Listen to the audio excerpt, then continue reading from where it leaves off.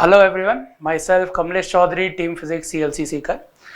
आज हम DCM for JEE 2022 का मेजर टेस्ट 2 डिस्कस करने जा रहे हैं, जिसमें पहला पार्ट है JEE मेंस फिजिक्स का। तो इस पार्ट में पहले सेक्शन के अंदर कुछ मल्टीपल चॉइस क्वेश्चंस है 20, और इस 20 क्वेश्चंस में पहले क्वेश्चन से हम स्टार्ट करते हैं। तो पहला क्वेश्चन दे रखा है हमें कि magnitude of average electric field normally present on atmosphere just above the earth surface is 150 Newton पर कूलम। तो इलेक्ट्रिक फील्ड हमें बता रखा है अर्थ सरफेस के पास में, और इसमें बोल रखा है कि इसकी डायरेक्शन टुवर्ड्स द सेंटर है। तो ये बताना है कि अर्थ पे एवरेज चार्ज जो है वो कितना है, उसकी वजह से, इस इलेक्ट्रिक फील्ड की वजह से एवरेज चार्ज कितना है। तो देखें यहाँ पे हम क्या कर सकते हैं, इसके अंदर जो इलेक्ट्रिक फील्ड है वो हम बोल सकते हैं एज ए स्फेयर है, और स्फेयर की सरफेस पे इलेक्ट्रिक फील्ड एक तरह से। तो स्फेयर की सरफेस पे इलेक्ट्रिक फील्ड हम कितना लिखते हैं, के क्यू बाय आर स्क्वायर। ये स्फेयर की सरफेस पे इलेक्ट्रिक फील्ड, और उसकी वैल्यू हमें गिवन है 150 न्यूटन पर कूलम। और एक चीज और बोल रखी है कि इसकी डायरेक्शन इनवर्ड। तो इनवर्ड डायरेक्शन कब होगी, जब चार्ज नेगेटिव होगा। तो चार्ज पहले तो हम बोल सकते हैं कि नेगेटिव साइन का है, तो इन दोनों में से कोई सा पॉसिबल होगा। वैल्यू और निकालते जरा। तो के की वैल्यू हमने लिख दी, चार्ज निकालना था तो 150 इंटू आर स्क्वायर, ये रहा आर 6.37 इंटू 10⁶ स्क्वायर करना है, डिवाइड बाई के की वैल्यू इससे लिखोगे 1/4πε0 से, या सीधा लिख दो 9 इंटू 10⁹, ये के की वैल्यू है। तो इतना चार्ज यहां पे आएगा। अब ये वैल्यू कितनी है, अप्रोक्सीमेट कैलकुलेशन करते हैं, क्योंकि हमें ऑप्शन दे रखे हैं 340, 680 इस तरह से। तो देखते हैं 3 से 50 और 3 टाइम्स, और ये है 6.37 इंटू 10⁶ का स्क्वायर था, ये लिख दिया अपन ने इसको। तो 3 से अराउंड 2.1 के अराउंड ये चला जाएगा। 2.1 इंटू 5 लगभग कितना हो जाएगा, 100 के अराउंड। तो ये टर्म अपना आ गया 100 के अराउंड, और इंटू 6.37 100 से मल्टीप्लाई करोगे तो 637 के अराउंड ये वैल्यू है। और बाकी पावर देख लें तो ये पावर था 12, 9 गया तो 10⁻3 रह गया यहाँ पे न्यूटन पर कूलम। साइन वाइज नेगेटिव था इसलिए नेगेटिव। तो इसके अप्रोक्सीमेट वैल्यू देखनी है तो हमें डिफरेंस था सीधा का, तो यहां पर ये वैल्यू आ जाएगी -680 कूलम, किलो कूलम के बराबर ये चार्ज आ जाएगा। नेक्स्ट क्वेश्चन पे चलते हैं। नेक्स्ट क्वेश्चन में एक बॉडी जो है वो सर्कुलर पाथ में मूव कर रही है कांस्टेंट स्पीड के साथ, और इसमें कौन सा करेक्ट रिलेशन होगा इसके एक्सेलरेशन का रेडियस के साथ, वो पूछा हुआ है।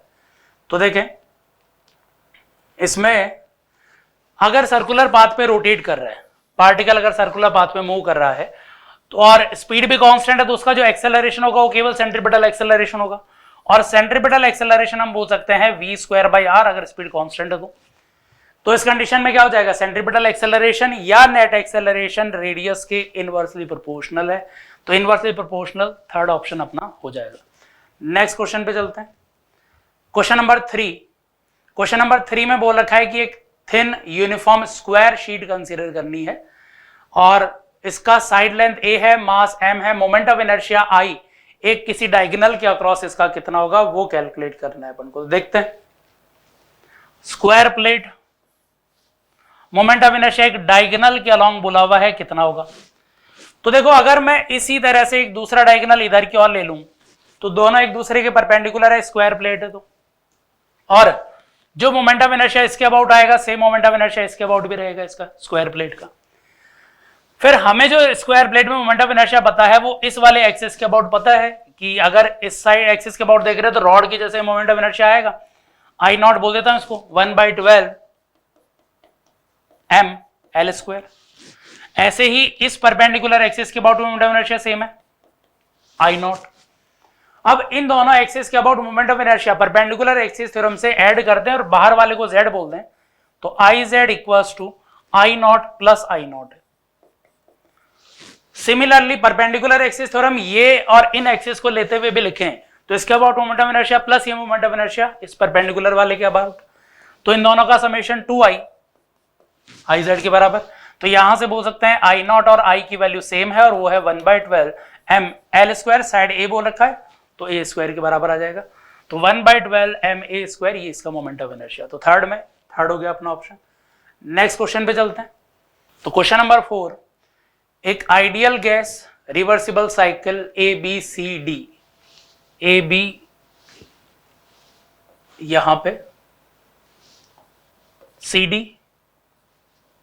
D, इस तरह से रिवर्सिबल साइक्लिक प्रोसेस बोल रखा है। इस प्रोसेस में DA ये एक एडियाबेटिक प्रोसेस बोल रखा है, और BC इसको भी एडियाबेटिक प्रोसेस बोल रखा है, और लाइन DC पास हो रही है ओरिजिन से, और ऐसे ही AB लाइन भी ओरिजिन से पास होती हुई बोल रखी है। अब इसमें बोल रखा है कि अगर ये VT ग्राफ है तो इसका PV डायग्राम किस तरह का होगा वो देखना है। तो देखें, PV डायग्राम अगर हम बना रहे हैं तो ये जो दोनों एडियाबेटिक प्रोसेस है, एडियाबेटिक प्रोसेस में PV डायग्राम इसी तरह का रहेगा, ये दो एडियाबेटिक प्रोसेस रहेंगे।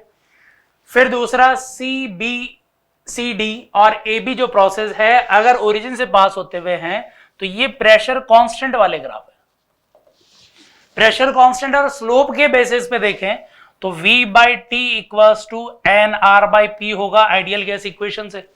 तो इस VT ग्राफ का जो स्लोप है वो प्रेशर के इनवर्सली प्रोपोर्शनल, तो ये प्रेशर P1 बोल दूं, ये प्रेशर अगर P2 बोल दूं तो ये प्रेशर ग्रेटर है, स्लोप कम प्रेशर ज्यादा, तो ये प्रेशर ग्रेटर है। कांस्टेंट प्रेशर वाले ग्राफ है, कांस्टेंट प्रेशर वाले ग्राफ मतलब यहां पे हॉरिजॉन्टल ऐसे होंगे ये। अब इसमें कांस्टेंट प्रेशर P2 ग्रेटर है, मतलब AB ज्यादा प्रेशर वाला है, तो AB ये वाले पॉइंट होंगे, हुआ इनमें से कोई सही। दूसरा CD ये वाले होंगे, CD इसके अकॉर्डिंग होंगे। अब साइक्लिक कैसे है उसके अकॉर्डिंग देख लेते, तो साइक्लिक प्रोसेस जा रहा था यहां पे B2C, वॉल्यूम इंक्रीज होता हुआ है, वॉल्यूम इंक्रीज होता हुआ B2C, तो ये B है, ये C है, ये D हो गया, ये A हो गया, ये हमारा साइक्लिक प्रोसेस हो जाएगा। तो इसके अकॉर्डिंग साइक्लिक प्रोसेस ये दोनों को कंपेयर करना है, तो इन दोनों को कंपेयर करके देखें तो AB ऊपर आएगा और DC नीचे रहेगा, तो ये सही, ये गलत रह जाएगा और ये सही हो जाएगा। तो फोर्थ में फर्स्ट ऑप्शन अपना करेक्ट है। नेक्स्ट क्वेश्चन नंबर 5 के अंदर हमें एक प्रोटॉन जिसका मास m है उसको एक्सेलरेट करवाया हुआ है पोटेंशियल डिफरेंस v से, और इसको एक यूनिफॉर्म ट्रांसवर्स मैग्नेटिक फील्ड मतलब वेलोसिटी के परपेंडिकुलर मैग्नेटिक फील्ड से एंटर करवाया था। इसको फील्ड जो है वो केवल d डिस्टेंस वाला रीजन ऑक्यूपाई कर रहा है, अल्फा एंगल ऑफ डेविएशन है प्रोटॉन का इनिशियल डायरेक्शन ऑफ मोशन से, ये शुरुआती डायरेक्शन ये थी। इसमें से मैग्नेटिक फील्ड में बैंड होता हुआ चला गया, क्योंकि मैग्नेटिक फील्ड और वेलोसिटी परपेंडिकुलर है तो सर्कुलर पाथ में घूमता, सर्कुलर पाथ का सेंटर यहां पे, वेलोसिटी इधर, इनिशियल वेलोसिटी, तो ये इसकी वेलोसिटी के परपेंडिकुलर फोर्स V/B से अपवर्ड फोर्स, तो यहां पे कहीं सेंटर होगा इसका, और उस सेंटर के अबाउट ये सर्कुलर पाथ घूमता हुआ निकल गया। कितना डेविएट हो गया वो निकालना है, यहां डायग्राम बनाया था एक बार, इस तरह से घूमता हुआ गया, कितना डेविएट हुआ वो एंगल अल्फा निकालना है। ये 90 है, ये 90 माइनस अल्फा है, तो इस राइट एंगल ट्राइंगल से ये एंगल अल्फा हो गया। ये अल्फा है, ये सर्कुलर पाथ की रेडियस हो गई, ये जो जिस रीजन में फील्ड है वो डिस्टेंस d हो गई। हमें पूछा किसका वैल्यू है, साइन अल्फा का, तो इस ज्योमेट्री से अगर देखें तो साइन अल्फा की वैल्यू है परपेंडिकुलर हो गया इसके according d by radius r। अब रेडियस क्या लिख सकते हैं, जब मैग्नेटिक फील्ड में कोई चार्ज पार्टिकल रोटेट करता है सर्कुलर पाथ में तो उसकी रेडियस हम लिखते हैं r = mv/qb, तो रेडियस में लिख रहा हूं इधर mv/qb, लेकिन वेलोसिटी के लिए बोल रखा है कि उसको v पोटेंशियल डिफरेंस से एक्सेलरेट करवाया है, तो इसके लिए मैं लिख सकता हूं mv जो मोमेंटम था √2m काइनेटिक एनर्जी, और अगर v पोटेंशियल डिफरेंस से एक्सेलरेट करवाया हुआ होता है तो काइनेटिक एनर्जी हम बोल सकते हैं चार्ज इनटू पोटेंशियल डिफरेंस के बराबर। तो kinetic energy gain charge into potential difference के बराबर, इतना मोमेंटम हो गया, मोमेंटम वाला टर्म यहां लिख देते रेडियस वाले में, तो d/r, r को लिख रहे हैं मोमेंटम जिसको ये रिप्लेस करना था, √2mqv, और ऊपर आ जाएगा qb जो डिनोमिनेटर में था ये आ गया, तो q रूट के अंदर आ जाएगा यहां से कैंसिल होके, और b बाहर है, b बाहर रहेगा, d बाहर रहेगा, b और d दोनों बाहर है, क्यू रूट के अंदर है और ये टर्म आ जाएगा। तो थर्ड ऑप्शन इसके अकॉर्डिंग सही है। नेक्स्ट पे चलते हैं, क्वेश्चन नंबर 5 में, सॉरी 6, क्वेश्चन नंबर 6 में हमें एक वेक्टर ए दे रखा है जिसको रोटेट कर दिया स्मॉल एंगल डेल्टा थीटा से। अब डेल्टा थीटा जो है उसको बहुत कम बोल रखा है 1 के कंपैरिजन में, तो यहां पे रेडियन में था, रेडियन में 1 से बहुत कम बोल रखा है वैल्यू। तो जो नया वेक्टर आया रोटेट करने के बाद उसको बी बोल रखा है। अब बोल रखा है कि b माइनस ए कितना है, मतलब दोनों वेक्टर में चेंज कितना है। तो पहले वेक्टर a मान लो ये है, इसको थोड़ा सा रोटेट करवा दिया डेल्टा थीटा से। अगर रोटेट करवा दिया किसी और से तो मैग्नीट्यूड वाइज तो वही है, दूसरा वेक्टर b भी, तो दोनों का मैग्नीट्यूड सेम है क्योंकि उसी को रोटेट करवाया, बस डायरेक्शन चेंज हो गई। इन दोनों को मैग्नीट्यूड a ले लेता है, ये है। अब चेंज हुआ तो इसमें डिफरेंस पूछा हुआ है b माइनस ए, तो b माइनस ए ये डिफरेंस होगा, या ये बोल दो दो वेक्टर के बीच का डिफरेंस पूछा हुआ है, ये b माइनस ए। तो दो वेक्टर के डिफरेंस का formula a square plus b square, दोनों का मैग्नीट्यूड सेम है, minus 2ab cos theta, theta जो दोनों वेक्टर के बीच का एंगल है, इसका रूट, ये डिफरेंस आ जाएगा। ठीक है, मैग्नीट्यूड उसका।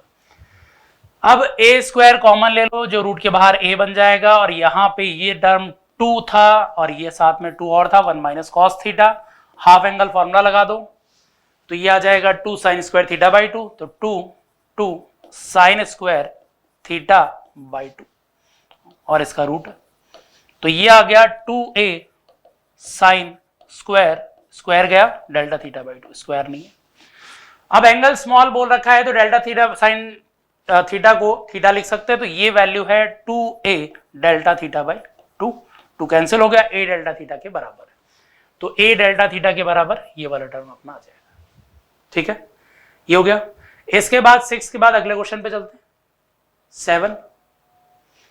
क्वेश्चन नंबर 7 में एक large number of identical beads दे रखे हैं, हर एक का मास m है, रेडियस r, और thin smooth rigid horizontal rod के अंदर ये मूव कर सकते हैं। रॉड की लेंथ इनकी रेडियस के कंपैरिजन में लार्ज है, और शुरुआत में रैंडम पोजीशन पे रेस्ट में है। रॉड दो रिजिड सपोर्ट के बीच में दे रखा है, एक बीट को वेलोसिटी v दे दी, तो एवरेज फोर्स किसी एक सपोर्ट पे कितना मिलेगा वो पूछा हुआ है लंबे टाइम के बाद। ठीक, एवरेज फोर्स पूछा। तो देखो जैसे इस वाले बीट को हमने वेलोसिटी अगर v दी है, इलास्टिक कोलिजन बोल रखा है यहां पे कि अगर ये कोलाइड हो रहा है तो दो पार्टिकल्स के बीच में जो कोलिजन है वो इलास्टिक कोलिजन बोल रखा है, यहाँ पे सारे कोलिजन इलास्टिक लेने हैं। तो जब ये इलास्टिक कोलिजन हुआ, आइडेंटिकल मास है, तो ये तो रेस्ट में आ जाएगा, इसकी वेलोसिटी तो 0 हो जाएगी, अगले को वेलोसिटी v मिल जाएगी। वो अगले से जाके कोलाइड होगा तो इसकी वेलोसिटी 0, अगले की वेलोसिटी v, फिर ऐसे ही कंटिन्यूअसली चलता जाएगा। तो ये होगा कि जो लास्ट वाला बीट है वो v वेलोसिटी से मिल जाएगी उसको वेलोसिटी, पीछे वाले सारे रेस्ट में। अब ये v वेलोसिटी से रिजिड सपोर्ट से टकराएगा तो वापस v वेलोसिटी से आ जाएगा, तो इसके मोमेंटम में चेंज हो गया, mv से आया mv से गया, ये चेंज इन मोमेंटम। अब एवरेज फोर्स के लिए बोल सकता हूं change in momentum upon time, change in momentum upon time, कि इतना मोमेंटम में चेंज एवरेज कितने टाइम के बाद फिर से हो रहा है। तो ये इस तरह का एक तरह से वेव बन गया कि v वेलोसिटी आगे की ओर ट्रेवल करता जा रहा है, ये से टकराया फिर वापस गया फिर वापस आएगा, तो इससे दोबारा कब जाके टकराएगा, तो ये वेलोसिटी अगले वाले को ट्रांसफर होगी, फिर वो अगले वाले को ट्रांसफर होगी, इस तरह से l डिस्टेंस जाके वापस आने में टाइम जो लगेगा। अब l डिस्टेंस जाके वापस आया तो 2l डिस्टेंस ट्रेवल कर गया, किस वेलोसिटी से, v से। लेकिन यहां पे ध्यान रखो कि जब ये बीट चल रहा है, मतलब एक रेस्ट में दूसरा आके टकराया इससे, तो ये कुछ इतना डिस्टेंस ट्रेवल किया कोलाइड होने से पहले, ये वाला एंड, ठीक है। लेकिन जैसे ही कोलाइड होगा, कोलाइड होने के जस्ट बाद वाली सिचुएशन ये होगी कि ये रेस्ट, ये इस जगह रेस्ट में आ गया, ये मोशन में आ गया। तो ये जो इतना डिस्टेंस है, ये डिस्टेंस सेंटर से मेजर कर लो इसको कि ऐसा है, तो ये कुछ इतना डिस्टेंस ट्रेवल किया, और ये वाला जो पार्ट है इतना डिस्टेंस, ये डिस्टेंस एक्चुअल में कोई नहीं ट्रेवल कर रहा है, जैसे ही आके टकराएगा इसको वेलोसिटी v मिल जाएगी, तो इतना डिस्टेंस इसके पाथ में से गायब हो गया। ठीक है, यहां से ये चलता हुआ गया, इससे कोलाइड हुआ, जब ये कोलाइड हुआ तो सेंटर टू सेंटर डिस्टेंस ये तो ट्रेवल कर ली इसने कोलाइड होने से पहले, लेकिन कोलाइड हुआ उस टाइम पर अगला जैसे मोशन में आएगा उससे पहले वाली ये जो डिस्टेंस है ये गायब हो गई, इंस्टेंट पे उसको वेलोसिटी मिल जाएगी। बहुत कम टाइम है इस ट्रेवल करने वाले टाइम के कंपैरिजन में। तो हम ये बोल सकते हैं कि ये डिस्टेंस इसके मोशन में से गायब हो गई। एक पार्टिकल जब कोलाइड हो रहा है तब डिस्टेंस गायब हो रही है डायमीटर के बराबर 2r। ऐसे n पार्टिकल से कोलाइड होना है, ठीक है, n पार्टिकल से जाते टाइम पर कोलाइड होगा, आते टाइम पर कोलाइड होगा, तो टोटल 2r n जाते टाइम पर, आते टाइम पर भी 2 ऐसे कॉमन ले लो, ठीक है। इतना टाइम लगना है between two collision with wall. तो ये टाइम आ गया, इस टाइम से डिवाइड कर दिया 2l minus 2nr by v, v ऊपर चला जाएगा, 2 कैंसिल, तो इतना एवरेज फोर्स इस पे आ जाएगा। तो mv square by l 2l n minus r, ये डिस्टेंस 2l थी। तो ये आ गया फाइनली, ये ऑप्शन हो जाएगा इसका mv square l minus 2r के बराबर। नेक्स्ट क्वेश्चन पे चलते हैं, क्वेश्चन नंबर 8। क्वेश्चन नंबर 8 में एक पार्टिकल मास 2 kg का स्मूथ हॉरिजॉन्टल टेबल पे है, सर्कुलर पाथ में मूव कर रहा है, रेडियस 0.6 मीटर, हाइट है टेबल की ग्राउंड से 0.8 और इसकी एंगुलर स्पीड जो दे रखी है वो 12 रेडियन पर सेकंड दे रखी है। तो magnitude of its angular momentum about a point on ground, जो जस्ट उसके सेंटर से नीचे है उस पॉइंट के अबाउट। तो देखो पार्टिकल सर्कुलर पाथ में रोटेट कर रहा है इस तरह से, यहां पे इसकी कुछ वेलोसिटी सही होगी, ग्राउंड पे कोई पॉइंट है उस पॉइंट के अबाउट इसका एंगुलर मोमेंटम पूछा। तो ग्राउंड वाले पॉइंट के अकॉर्डिंग ये वेलोसिटी है, ये डिस्टेंस r है, दोनों परपेंडिकुलर है, तो इस पॉइंट के अबाउट एंगुलर मोमेंटम हो जाएगा L equals to mvr perpendicular, ये r है इसके, r परपेंडिकुलर भी यही है वेलोसिटी के परपेंडिकुलर। तो कोई पॉइंट के अबाउट एंगुलर मोमेंटम इस तरह से लिख सकते हैं किसी पार्टिकल का, तो ये एंगुलर मोमेंटम होगा। अब ये डिस्टेंस कितना है, तो उसके लिए रेडियस दे रखी है 0.6, ये है 0.8, स्क्वायर करके ऐड करोगे तो ये वैल्यू आ जाएगी 1, तो इसकी रेडियस 1 यूनिट के बराबर है, 1 मीटर के बराबर है, तो रेडियस तो आ गई 1। मास दे रखा है 2 kg। अब इसकी वेलोसिटी लिखनी है, तो यहां पे बोल रखा है कि ये सर्कुलर पाथ में angular velocity 12 radian per second से घूम रहा है, तो इस सर्कुलर पाथ में इसकी angular velocity 12 radian per second है। तो ओमेगा आ गया, omega equals to v by R circular path में, तो यहां से इसकी वेलोसिटी आ जाएगी ओमेगा आर, ओमेगा 12 और रेडियस है 0.6, तो ये आ गया 2, वेलोसिटी आ गई 7.2 और रेडियस है 1, तो ये इसका एंगुलर मोमेंटम आ गया 14.4 यूनिट आ जाएगी kg मीटर स्क्वायर पर सेकंड। तो ये थर्ड इसके अकॉर्डिंग हो जाएगा। 8 के बाद अगले पे चलते हैं, क्वेश्चन नंबर 9। क्वेश्चन नंबर 9 में कौन सा ग्राफ जो है वो क्लोजली रिप्रेजेंट करेगा ग्रेविटेशनल पोटेंशियल किसी एक लार्ज प्लेनेट जिसका रेडियस r है, यूनिफॉर्म मास डेंसिटी है, तो उसमें कौन सा पोटेंशियल करेक्टली रिप्रेजेंट करेगा। तो देखो पोटेंशियल आउटसाइड किसी स्फेयर के आउटसाइड पॉइंट पर, तो यूनिफॉर्मली चार्ज स्फेयर मान लो, ग्रेविटेशनल है तो मास मान लो, तो यूनिफॉर्म मास वाले अगर किसी स्फेयर की वजह से आउटसाइड पोटेंशियल लिखना है तो ग्रेविटेशनल पोटेंशियल नेगेटिव होता है, तो ये वैल्यू आएगी माइनस gm बाई आर के बराबर आउटसाइड पॉइंट पे, आर की वैल्यू जबकि आर से ग्रेटर। इनसाइड किसी पॉइंट पर अगर पोटेंशियल लिखना है तो जैसे ग्रेविटेशन में लिखते हैं, इलेक्ट्रोस्टैटिक्स में सेम पोटेंशियल यहाँ पे भी minus gm by 2r cube ले लो, r cube 3r square minus r square, ठीक है। तो इस तरह का पोटेंशियल आ जाएगा इनसाइड किसी पॉइंट पे, ये है r की वैल्यू जब कैपिटल R से कम है। तो इनसाइड पॉइंट पर पोटेंशियल क्या है, सेंटर पे अगर देखोगे कैपिटल R रखोगे तो 3/2 आ जाएगी इसकी वैल्यू, तो 3/2 टाइम्स, और सरफेस पे आ जाएगी gm बाई r, तो डिक्रीज होता हुआ है magnitude wise, direction sign wise negative है, तो sign wise negative, magnitude wise ये वैल्यू हो गई 3/2r या v0 बोल दो, सरफेस पे आते आते v0 हो गई और आगे r के साथ साथ कम होता जा रहा है, और है मैग्नीट्यूड वाइज नेगेटिव इसलिए नेगेटिव वैल्यू ये रहेगी। तो इन दोनों में साइन का ध्यान रखना है कि यहाँ पे साइन रहेगा ग्रेविटेशनल पोटेंशियल का नेगेटिव, अगर यूनिफॉर्मली पॉजिटिव चार्ज होता तो उस केस में पोटेंशियल पूछा होता इलेक्ट्रिक पोटेंशियल फोर्थ होता, तो सेकंड ऑप्शन हो जाएगा। 9th के बाद क्वेश्चन नंबर 10। क्वेश्चन नंबर 10 में एक वायर लेंथ 20 सेंटीमीटर का उसे बैंड कर दिया है सेमी सर्कुलर आर्क में, दो इक्वल हाफ्स है इसके और यूनिफॉर्मली चार्ज है, प्लस क्यू चार्ज, एक पे माइनस क्यू चार्ज, और क्यू की वैल्यू बोल रखी है 10⁻³ एप्सिलॉन नॉट के टर्म में, जहां एप्सिलॉन नॉट परमिटिविटी दे रखी है। Net electric field at the centre O of semi circular arc will be, तो इसके सेंटर पे पूछा हुआ है कि नेट इलेक्ट्रिक फील्ड कितना होगा और किस डायरेक्शन में होगा। तो देखो इधर कोई अगर चार्ज एलिमेंट लेंगे उसकी वजह से इलेक्ट्रिक फील्ड पॉजिटिव चार्ज की वजह से आवे, नेगेटिव चार्ज की वजह से सिमेट्रिक कोई एलिमेंट लोगे तो उसकी वजह से इधर आएगा। सेम डिस्टेंस सेम एलिमेंट ले रखा है तो सेम मैग्नीट्यूड रहेगा, रिजल्टेंट हॉरिजॉन्टल आना है, प्लस आई कैप आना है, तो प्लस आई कैप ये दोनों ऑप्शन है, इन दोनों में से आएगा। अब वैल्यू और चेक कर लेते हैं। अब वैल्यू चेक करने के लिए इसकी वजह से लिखा है इलेक्ट्रिक फील्ड, ये एंगल या इसकी वजह से लिख लेते हैं, ये एंगल थीटा ले लेते हैं। तो थीटा पे हमने एलिमेंट लिया था डी थीटा, जिसका चार्ज हो गया charge per unit length into D R D theta, या भी डी क्यू रहने दो इसका चार्ज। इसकी वजह से यहां पे पोटेंशियल लिख दिया के q by r square, direction आएगी चार्ज की तरफ, सबका मिला के रिजल्टेंट हॉरिजॉन्टल आना है तो इसका हॉरिजॉन्टल कंपोनेंट कर दिया कॉस थीटा, ठीक है। अब इसको इंटीग्रेट कर देंगे, ये एक पार्ट की वजह से आएगा, सिमिलर दूसरे पार्ट की वजह से भी आएगा। एक पार्ट को इंटीग्रेट करना है, थीटा की वैल्यू 0 to 90, और सिमिलरली दूसरे पार्ट की वजह से भी आएगा तो डबल, तो ये नेट इलेक्ट्रिक फील्ड आ जाएगा। अब जरा डीक्यू को इंटीग्रेट करने के लिए चार्ज दे रखा है क्यू आधे पार्ट पे,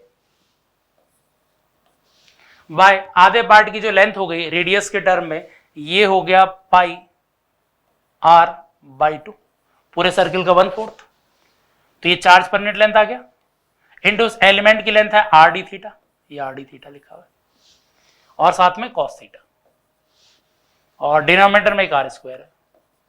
इसको इंटीग्रेट करना है 0 to π/2, और आगे ट्वाइस लिखा हुआ है। तो देखें आर एक कैंसिल हो गया, क्यू के क्यू, कॉस थीटा का इंटीग्रेशन आ जाएगा साइन थीटा प्लस का, π/2 पे 1, 0 पे 0, तो ये पूरा इंटीग्रेशन वाला पार्ट 1 आ गया, नीचे आ गया पाई आर स्क्वायर और एक 2 ऊपर, और एक और 2 है यहाँ पे 4 आ जाएगा। तो ये नेट इलेक्ट्रिक फील्ड आ गया। वैल्यूज लिख देते हैं, के को 1/4 पाई एप्सिलॉन नॉट लिखो क्योंकि क्यू को एप्सिलॉन नॉट के टर्म में बोल रखा है। क्यू की वैल्यू दे रखी है 10⁻³ epsilon not, divide by pi, ये 4 है। आर स्क्वायर, आर की वैल्यू यहाँ पे रेडियस दे रखी है, वायर की लेंथ दे रखी है 20 सेंटीमीटर, तो वायर की length pi R equals to 20 centimetre है, तो पाई आर को 20 लिखना है, पाई एक ये है, एक ये आर स्क्वायर, तो ये पूरा पाई आर स्क्वायर लिख दो, पाई आर का स्क्वायर कंप्लीट, तो 0.2 इंटू 0.2 लिख दिया इसको, ठीक। एप्सिलॉन नॉट कैंसिल, 4 से 4 कैंसिल, तो 1/0.2 को क्या लिख सकते हैं 5, और इस 1 को 5 इसको लिख दिया, तो यहां पे नेट इलेक्ट्रिक फील्ड की वैल्यू आ गई 25 और 10⁻³ न्यूटन पर कूलम, पॉजिटिव वाई डायरेक्शन में। तो ये सेकंड इसके अकॉर्डिंग हो जाएगा। 10th हो गया। क्वेश्चन नंबर 11, यहां पे दे रखा है कि 4 कैपेसिटर 10 वोल्ट की बैटरी से कनेक्टेड है और चार्ज स्विच एस से कितना फ्लो होगा, किधर फ्लो होगा क्लोज करने के बाद। तो देखिए पहले वाली सिचुएशन में ये होगा कि इस वाले पार्ट में ये पार्ट आइसोलेटेड है, पहले से अनचार्ज था, बैटरी लगा के चार्ज किया है, तो ये आइसोलेटेड पार्ट के अंदर चार्ज कंप्लीट मिला के 0 है, इधर जितना आएगा नेगेटिव उतना इधर आ जाएगा पॉजिटिव, मिला के वो चार्ज 0 था आइसोलेटेड पार्ट में। अब जैसे ही स्विच क्लोज करेंगे, यहां पे कर देते हैं क्लोज, तो जैसे ही स्विच क्लोज करेंगे तो इस वाले पार्ट पे जो भी चार्ज आया है अब एक्स्ट्रा, वो चार्ज इधर से ही आ सकता है। अगर पॉजिटिव चार्ज है तो इधर से इधर फ्लो हुआ है, अगर नेगेटिव चार्ज है तो फिर ए से बी फ्लो हुआ है। तो हम क्या करना चाह रहे हैं, इस पार्ट पे चार्ज निकालना चाह रहे हैं, इस पे नेगेटिव आएगा, इस वाले पार्ट पे पॉजिटिव, ये हायर पोटेंशियल था, ऐसे आना था चार्ज। तो इन दोनों कैपेसिटर पे अब चार्ज कनेक्ट करने के बाद अब चार्ज कितना है वो निकालते हैं, इन चार्जेस का सम करके देखते हैं। 10 वोल्ट है, अब जैसे ही कनेक्ट करेंगे ये दोनों पार्ट, ये पार्ट आपस में पैरेलल, ये पैरेलल, वो बाद में सीरीज में आएंगे। और इनका इक्विवेलेंट जितना आएगा उनका उतना इक्विवेलेंट इनका आना है, क्योंकि 2 है 3 है 3 है 2 है। तो इस पार्ट को अलग से सॉल्व किया, जो भी कैपेसिटेंस आया C उतना ही कैपेसिटेंस इसका भी आएगा C। कैपेसिटेंस इक्वल है तो वोल्टेज भी हाफ हाफ डिवाइड हो जाएगा। तो इस वाले पार्ट पे वोल्टेज, इस वाले पार्ट पे voltage 10 volt half half divide हो गया 5 वोल्ट 5 वोल्ट। कैपेसिटेंस इक्वल है, इसलिए 5 वोल्ट इस पूरे पार्ट पे है तो इस पे भी 5 वोल्ट है, तो दोनों पैरेलल ही इक्वल पोटेंशियल आएगा 5 वोल्ट इस पे। तो अगर वोल्टेज 5 है तो इस पे चार्ज आ गया नेगेटिव जो आया माइनस Q बराबर CV 10 माइक्रोकूलम। इस पे चार्ज आया प्लस, इधर वाले प्लेट पे देखना है हमें, Q equal to CV plus 15 5 into 3 microcoulomb. Total दोनों पे मिला के चार्ज हो गया प्लस 5 माइक्रोकूलम। प्लस 5 माइक्रोकूलम आया, मतलब पॉजिटिव चार्ज आया टोटल मिला के, पहले न्यूट्रल था अब पॉजिटिव चार्ज आ रखा है, मतलब B2A चार्ज फ्लो हुआ है 5 माइक्रोकूलम का। तो B2A 5 माइक्रोकूलम का चार्ज यहां पे फ्लो होगा। 11 के बाद नेक्स्ट क्वेश्चन पे चलते हैं 12 पे। क्वेश्चन नंबर 12 में value of resistance RS calculate करना है। यहां पे एक डीसी वोल्टेज रेगुलेटर सर्किट दे रखा है, मतलब यहां पे एक जीना डायोड लगा रखा है। जीना डायोड की वजह से इस डिवाइस को प्रोटेक्ट करने के लिए ये जीना डायोड लगा रखा था। करंट बता रखा है कैसे फ्लो हो रहा है, वोल्टेज बता रखा है, तो इसका वैल्यू पूछा है। तो सिंपल सा क्वेश्चन है, देखो इसके अक्रॉस वोल्टेज VI है, टोटल वोल्टेज है VL, इसके अक्रॉस ड्रॉप आया, रेजिस्टेंस से तो ड्रॉप आया इसके अक्रॉस, तो इसके अक्रॉस ड्रॉप प्लस इसके अक्रॉस ड्रॉप मिला के VI। तो एक तो वोल्टेज ड्रॉप से रिलेशन आ गया कि VI equals to voltage drop across resistance plus voltage drop across zener diode या रेजिस्टेंस या लोड, ये आएगा। तो ये वोल्टेज आ गया। फिर दूसरा, यहां से जो भी करंट पास हो रहा है वो करंट इन दोनों के सम के बराबर ही है, तो करंट फ्रॉम रेजिस्टेंस जो आ जाएगा वो आ जाएगा IL प्लस NIL। अब करंट क्या लिखोगे, यहां पे रेजिस्टेंस की वैल्यू, सॉरी RS की वैल्यू क्या लिख सकते हैं, इसके अक्रॉस वोल्टेज बाय इसमें से करंट। इसके अक्रॉस वोल्टेज कितना आया, ये VI माइनस VL। करंट कितना आया, IL कॉमन ले लोगे तो 1 प्लस N, इतना करंट आ गया। तो ये रेजिस्टेंस की वैल्यू हो जाएगी। तो ये आ जाएगा VI minus VL, third option, third वाला अपना ऑप्शन करेक्ट हो जाएगा। ठीक है, नेक्स्ट क्वेश्चन पे चलते हैं 12 के बाद 13। तो क्वेश्चन नंबर 13 में एक वायर दे रखा है, करंट I फ्लो हो रहा है, इसके अंदर PQ सेक्शन है, एक सर्कुलर आर्क रेडियस R है, यूनिफॉर्म मैग्नेटिक फील्ड है परपेंडिकुलर टू प्लेन, इनसाइड बता रखा है। और वायर जो सब एंगल बना रहा है वो टोटल 2 थीटा नॉट बना रहा है सेंटर ऑफ सर्किल पे। तो यहां पे टेंशन बताना है वायर के अंदर कितना है। तो इस वायर के अंदर टेंशन कैलकुलेट करने के लिए वायर के कोई सा एक छोटा सा सेगमेंट ले लो। वैसे भी एंगल जो है वो स्मॉल है, या नहीं भी दे रखा कोई दिक्कत नहीं, यहां पे हम इसमें से एक छोटा सा सेगमेंट लेते हैं यहां पे, और वो जो एंगल बना रहा होगा यहां पे एक छोटा सा एंगल बोल दिया d थीटा, और कंप्लीट एंगल हो जाएगा 2d थीटा, इसी की जैसे एंगल ले लिया।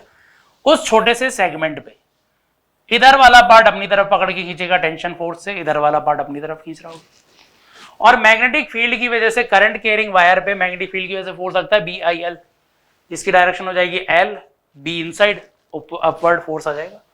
तो ये फोर्स की वैल्यू है BIL, और इसकी लेंथ क्या बोल सकता हूं, length R into theta, arc length R into theta, जो एंगल ले रखा है 2d थीटा, इस एंगल की बात कर रहा हूं।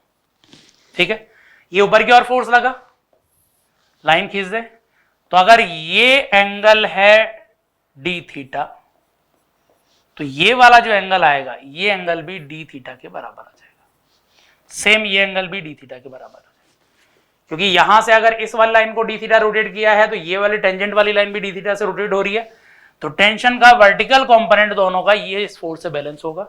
तो टेंशन का वर्टिकल कंपोनेंट आ गया 2T d थीटा, दोनों का एंगल स्मॉल है, चाहो तो साइन थीटा लिख दो। तो इसका टोटल वैल्यू जो आ गया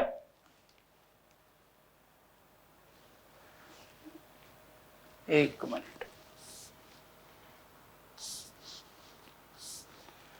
तो यहां पर टेंशन फोर्स डाउनवर्ड आ गया T d theta sine T sine d theta, sorry, दोनों का मिला के डाउनवर्ड कंपोनेंट, वो फोर्स से बैलेंस हो रहा है BIR 2 d थीटा। हमने तो एलिमेंट कम लिया है, वो एंगल जरूर ज्यादा बोल रखा था, एंगल कम ले रखा है तो साइन थीटा थीटा के बराबर, ये थीटा इस थीटा से कैंसिल, 2 से कैंसिल, तो t की वैल्यू आ गई BIR के बराबर।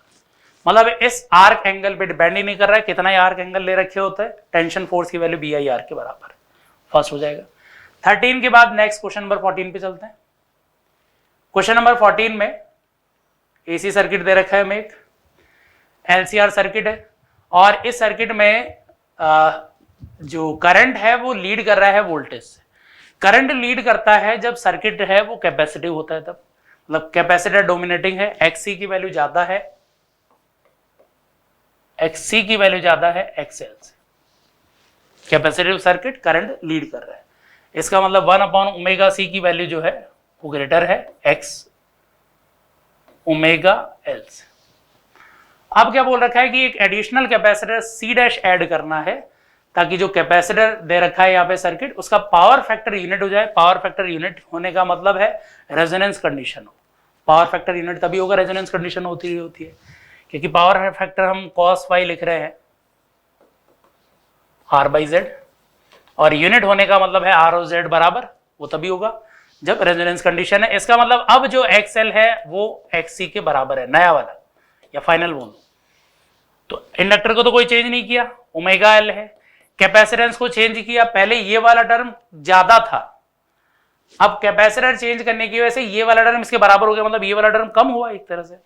अगर ये कम होगा तो इसका मतलब कैपेसिटेंस बढ़ा है तभी ये टर्म कम हुआ है, और कैपेसिटर बढ़ेगा ऐड होगा तब, और ऐड कब होगा जब पैरेलल में लगा रहे होते हैं। दो कैपेसिटर पैरेलल में अगर लगा दोगे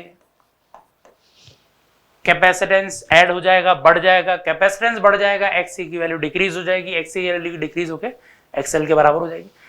अब यहां से पूछा हुआ है C' की वैल्यू कितनी है, देख ले। तो C' की वैल्यू हो गई इधर ओमेगा स्क्वायर L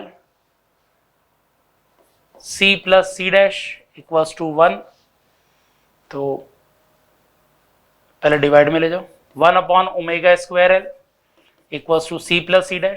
तो C' की वैल्यू आ गई 1/ω² L माइनस C, जो इधर मल्टीप्लाई होके 1 minus ω² LC divide by ω²L। और लगाया कैसे है, पैरेलल में कनेक्ट किया हुआ है, तो पैरेलल कॉम्बिनेशन में ये कैपेसिटेंस हो जाना चाहिए, ये हो जाएगा। तो फोर्थ ऑप्शन इसमें हो जाएगा। 14 के बाद नेक्स्ट क्वेश्चन पे चलते हैं, 15। क्वेश्चन नंबर 15 में एक मिरर लेंस कॉम्बिनेशन दे रखा है। एक थिन कॉन्वेक्स लेंस है, फोकल लेंथ है f, और इसको प्लेन मिरर के सामने रख दिया है। एक ऑब्जेक्ट को a डिस्टेंस पे रखा हुआ है, और लेंस मिरर कॉम्बिनेशन जो है इसकी इमेज जो फॉर्म कर रहा है, फाइनल इमेज, वो a/3 पे इस कॉम्बिनेशन के सामने बना रहा है। लेंस मिरर कॉम्बिनेशन में जो इक्विवेलेंट बनता है वो एक मिरर ही बन रहा होगा, तो इनका इक्विवेलेंट एक मिरर बन गया, जो भी कॉनकेव कॉन्वेक्स जो भी बन गया होगा। ऑब्जेक्ट रखा हुआ था a डिस्टेंस पे और उसकी इमेज बना दी इसी के सामने a/3 पे।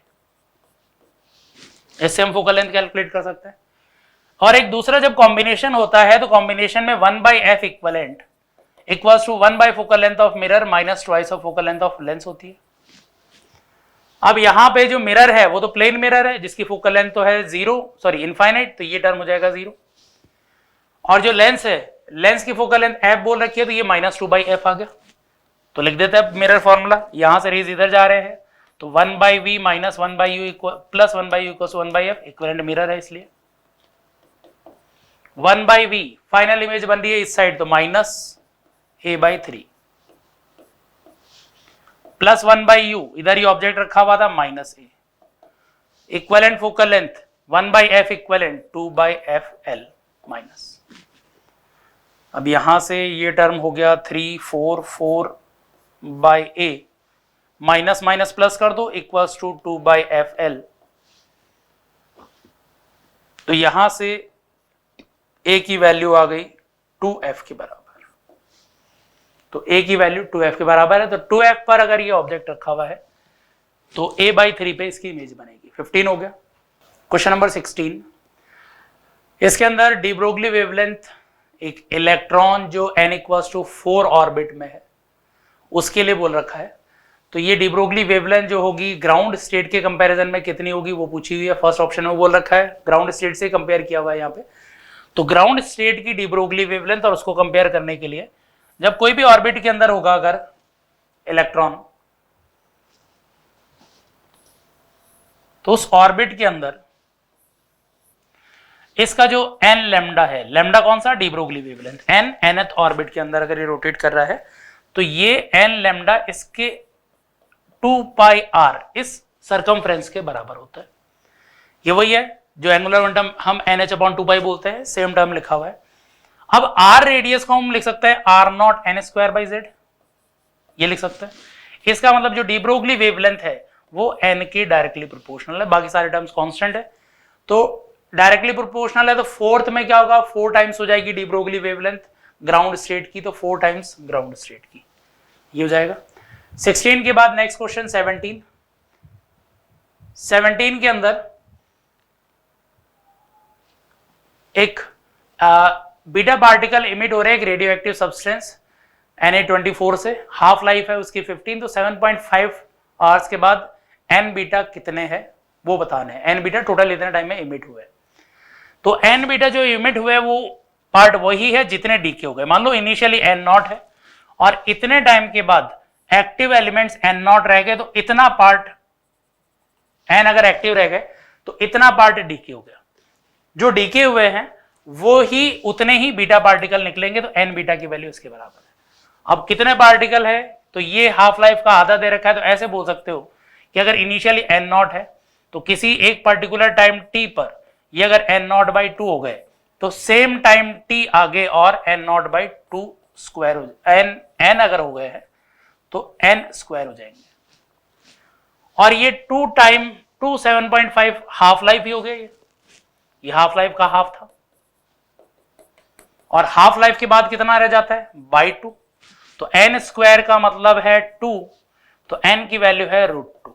इसका मतलब ये कितने हैं, एन नॉट बाई √2, तो ये रह गए √2 - 1, या इसको 2 से ऊपर नीचे मल्टीप्लाई कर दो, एन नॉट माइनस √2 बाई 2, ये वैल्यू √2 की वैल्यू 1.414, हाफ कर देंगे तो 0.707, 1 माइनस करेंगे तो ये वैल्यू अप्रोक्सीमेट रहेगी 0.29 के। एन नॉट, और एन नॉट एवोगैड्रो नंबर है, 1 ग्राम दे रखा था, तो 1 ग्राम के अंदर नंबर ऑफ एटम्स कितने हो गए वो निकाल लेते हैं। तो 1 ग्राम के अंदर नंबर ऑफ मोल्स तो हो गए divide by 24 into Avogadro number कर देंगे तो टोटल नंबर ऑफ पार्टिकल्स हो जाएंगे। तो एन नॉट की जगह वैल्यू लिख रहा हूं 0.29, एन नॉट की जगह आ गया 1/24 इंटू एवोगैड्रो नंबर 6 के अराउंड 6.023 इंटू 23, ये वैल्यू। अब 6 से 4 टाइम्स, और ये अप्रोक्सीमेट बोल सकते हैं 4 से 0.0, या इसको बाद में लिख देंगे 10⁻⁻² इंटू 7.5 के अराउंड, ठीक है। तो 7.5 इंटू 10⁻21 इतना रह जाएगा, तो 7.5 इंटू 10⁻21 सेकेंड हो जाएगा इसमें। 17 के बाद क्वेश्चन नंबर 18। क्वेश्चन नंबर 18 में 3 कैपेसिटर दे रखे हैं 3 माइक्रोफेरेड के, और इनसे कौन सा कॉम्बिनेशन पॉसिबल नहीं हो सकता है, तो देखते हैं 3 से क्या क्या कॉम्बिनेशन बना सकते हैं। तीनों को अगर हम पैरेलल सीरीज लगा दें, सीरीज में लगा देंगे तो C/3 हो जाएगा, एक का कैपेसिटेंस 3 तो 1 माइक्रोफेरेड हो सकता है। अगर तीनों को अपन अगर पैरेलल लगा देते हैं, पैरेलल लगा देंगे तो इक्विवेलेंट 3C हो जाएगा, मतलब 9 माइक्रोफेरेड हो जाएगा ये, ठीक है, मैक्सिमम 9 ही हो सकता है। फिर अगर हम एक को सीरीज 2 के पैरेलल के साथ लगा दें तो पैरेलल 3 और 3 6 हो गए, 6 और 1 3, 6 इंटू 3/6 + 3 ये 2 आ जाएगा, 2 माइक्रोफेरेड पॉसिबल है। 2 को सीरीज लगा दें और एक उनके साथ पैरेलल लगा दें तो सीरीज में हो गया ये 3/2 हाफ प्लस 3, ये वैल्यू आ जाएगी, तो ये 4.5 आ जाएगा। ये वैल्यू पॉसिबल है। मैक्सिमम 9 हो सकता है, मिनिमम 1 है, तो 9 और 1 मैक्सिमम मिनिमम है, 2 यहां पे दिख ही रहा है, 10 हो नहीं सकता, तो कौन सा पॉसिबल नहीं है, तो यहां पर 4th पॉसिबल नहीं होगा। इसके बाद नेक्स्ट पे चलते हैं, क्वेश्चन नंबर 18। तो देखिए क्वेश्चन नंबर 19 में पोजीशन, एक पार्टिकल को t = 0 पर ओरिजिन से प्रोजेक्ट किया हुआ है, उसकी पोजीशन 2 सेकंड पे 40i + 50j दे रखी है, प्रोजेक्टाइल कितने एंगल पे लॉन्च किया हुआ है वो पूछा हुआ है। तो देखें 2 सेकंड के बाद पोजीशन हॉरिजॉन्टल में तो क्या हो जाएगा, u cos थीटा, अगर वेलोसिटी हॉरिजॉन्टल में u cos theta into T, horizontal में कोई एक्सेलरेशन नहीं है, एंगल पे प्रोजेक्ट किया, हॉरिजॉन्टल वेलोसिटी आ जाएगी u cos थीटा, हॉरिजॉन्टल कोई एक्सेलरेशन नहीं, vertical velocity u sin theta, vertical में एक्सेलरेशन है g डाउनवर्ड, तो हॉरिजॉन्टल में डिस्प्लेसमेंट हो जाएगा s = ut, t की वैल्यू 2 सेकंड है, तो 2 सेकंड पे ये डिस्प्लेसमेंट हो गया, और इसकी वैल्यू दे रखी है x एक्सिस में 40, तो u cos थीटा आ गया 20। ऐसे ही वर्टिकल में लिख दिया s = ut, t2 है, u ये रहा, प्लस हाफ at², a की वैल्यू है -10 डाउनवर्ड, t² 2 का स्क्वायर, और ये पोजीशन दे रखी है 50, तो ये हो गया -20, इधर आके +20, 70/2, ये आ गया u sin थीटा। अब u sin theta by u cos theta कर दो, यहां पे 2 ये भी था, ये 2 रहने दो इधर, तो दोनों का रेशियो लिया तो tan थीटा = 70/40, 7/4 आ जाएगा, तो tan थीटा = 7/4 या tan इनवर्स 7/4 आ जाएगा। 20 नंबर क्वेश्चन नंबर 20 में एक इक्वेशन दे रखी है, gas equation, PV = nRT + αV, मतलब आइडियल गैस इक्वेशन में चेंज किया हुआ है, अल्फा V और आ रखा है, V वॉल्यूम है, अल्फा पॉजिटिव कांस्टेंट है। इनिशियल टेम्परेचर और प्रेशर 1 मोल गैस के T0 P0 दे रखा है, n की वैल्यू 1 बोल दी है। वर्क डन कितना होगा अगर आइसोबारिकली प्रेशर कांस्टेंट रखते हुए टेम्परेचर डबल किया हुआ है, तो हमें टेम्परेचर और प्रेशर के फॉर्म में वर्क की इक्वेशन चाहिए, P dV का इंटीग्रेशन, P तो कांस्टेंट है, dV लिखना पड़ेगा, तो dV में V का टर्म लिख देते हैं, यहां से V को क्या लिख सकते हैं, इसको इधर ले गए, दोनों में से V कॉमन ले लेंगे, तो P + alpha, P - alpha, V = nRT, n1 दे रखा है, तो V की वैल्यू लिख सकता हूं मैं वहां से RT/P - अल्फा। अब यहां पे P कांस्टेंट है, डिफरेंशिएट करना है, इस वाले पार्ट का थोड़ा सा चेंज देखना है, तो देखें P कांस्टेंट, एक मिनट, R भी कांस्टेंट है, और नीचे जो P - अल्फा है वो भी कांस्टेंट है, केवल और केवल dt रह गया, dt का इंटीग्रेशन करेंगे डेल्टा T आ जाएगा, और टेम्परेचर अगर डबल किया है तो पहले T0 2 T0, तो चेंज T0 के बराबर ही आ जाएगा, तो T0 से 2 T0 किया हुआ है, चेंज T0 के बराबर आ जाएगा, तो ये आ गया PR/T0, प्रेशर शुरुआत का P0 था, तो P0 - अल्फा ही आ जाएगा। तो इतना वर्क इस वाली कंडीशन में फर्स्ट हो जाएगा इसके अकॉर्डिंग। नेक्स्ट पे चलते हैं, अब आते हैं सेक्शन बी में, यहां पे 10 क्वेश्चंस दे रखे हैं, इंटीजर टाइप है, 0 to 99 आंसर है, जिसमें से 5 क्वेश्चंस अटेम्प्ट करने थे, तो अपन सभी का सॉल्यूशन देखते हैं एक बार।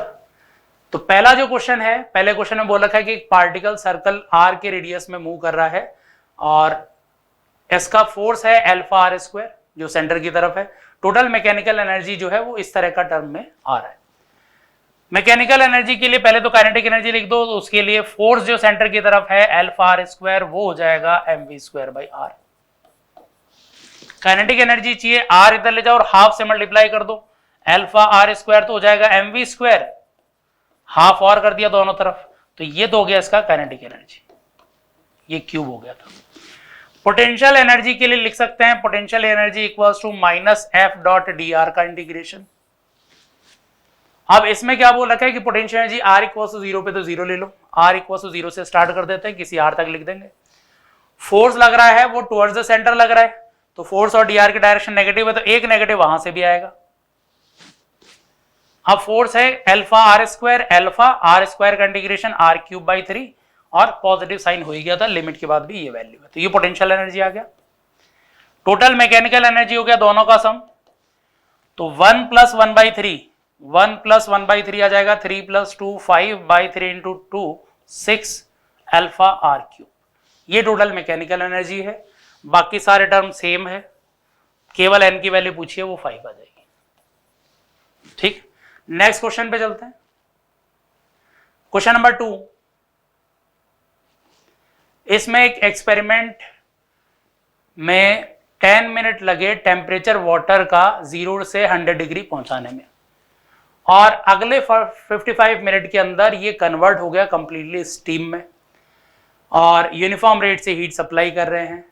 स्पेसिफिक हीट कंटेनर की लेनी नहीं है, वाटर की स्पेसिफिक हीट 1 लेनी है, तो हीट ऑफ वेपराइजेशन कितना है वो निकालना है। तो देखिए रेट ऑफ हीट ट्रांसफर अगर हम कुछ आई कंसीडर कर लें, तो आई रेट से हीट कांस्टेंट ट्रांसफर कर रहे थे, 10 मिनट के अंदर इतनी हीट ट्रांसफर हो गई, इतनी हीट ट्रांसफर हुई। उस हीट ने पूरा इसको मेल्ट करवा दी, सॉरी टेम्परेचर बढ़ा दिया, एम एस डेल्टा टी, ये लिखेंगे। अगर टेम्परेचर राइज हो रहा है तो एम एस डेल्टा टी, और अगर फेज चेंज हो रहा है तो 55 मिनट में फेज चेंज में इतनी हीट मिल जाएगी, इतनी हीट मिल रही है, और इससे फेज चेंज हो रहा है तो फेज चेंज पे हम लिख देते हैं Q equals to M L latent heat of fusion के बराबर, सॉरी वेपराइजेशन के बराबर। तो यहां से रेशियो ले लो 10/55, ये आ जाएगा, इधर से 100 by latent heat of vaporisation. तो लेटेंट हीट ऑफ वेपराइजेशन इसका आ गया 550, यूनिट रह जाएगा कैलोरी पर ग्राम के बराबर। तो 550 कैलोरी पर ग्राम। अब क्या बोल रखा है, 550 कैलोरी पर ग्राम को 10x बोल रखा है, तो ये वैल्यू 10x के बराबर है, तो 0 गया, x की वैल्यू 55, तो x की वैल्यू 55 के बराबर।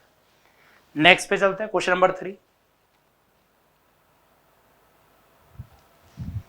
3 में देखें, एक इलेक्ट्रिक नेटवर्क दे रखा है, करंट फ्लो नहीं हो रहा 4 ओम से, इस 4 ओम से कोई करंट नहीं फ्लो हो रहा है, और कोई 4 ओम है नहीं सर्किट में, और जो आर्म ईबी में दे रखा है, पोटेंशियल डिफरेंस ए और डी पॉइंट के बीच में निकालना है।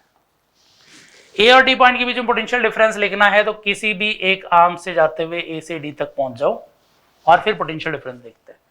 अब देखो, अगर इधर वाली आर्म से जाएंगे तो करंट नहीं पता है, कैलकुलेट करना पड़ेगा। इधर वाली आर्म से अगर सीधा सीधा निकलेंगे तो इसमें करंट कैलकुलेट करना पड़ेगा।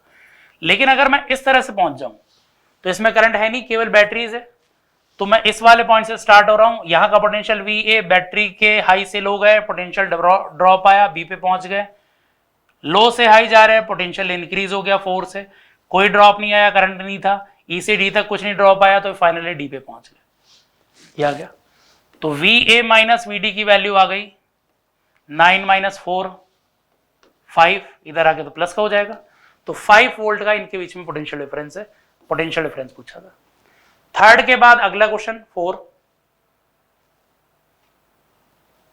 तो देखें क्वेश्चन नंबर 4 में यहां पे एक एक्सपेरिमेंट में acceleration due to gravity calculate किया गया है सिंपल पेंडुलम की हेल्प से, लेंथ है एल उसकी। 100 ऑसिलेशन में मेजर करने के लिए जो क्लॉक यूज की है उसका लीस्ट काउंट है 1 सेकेंड। ये एरर बताएगा, मैक्सिमम पॉसिबल एरर 1 सेकेंड तक की हो सकती है, और 100 ऑसिलेशन का टाइम है 90 सेकेंड। और जो लेंथ है वो 1 मीटर वाली स्केल से मेजर किया हुआ, जिसका लीस्ट काउंट है 1 mm, और 20 सेंटीमीटर लेंथ आ रही है। अब यहां से अगर हम लेंथ लिखेंगे तो लेंथ लिखेंगे 20 सेंटीमीटर प्लस माइनस उसके अंदर एरर लीस्ट काउंट तक की 1 mm को लिख सकता हूं 0.1 सेंटीमीटर, और ऐसे टाइम पीरियड लिखूंगा एन ऑसिलेशन का, तो वो 90 सेकंड लग रहा है, और 90 सेकंड मेजर कर रहे हैं 1 सेकंड लीस्ट काउंट तक के वाले से, तो 90 प्लस माइनस 1, ये इसके अंदर टाइम में एरर के साथ वैल्यू है।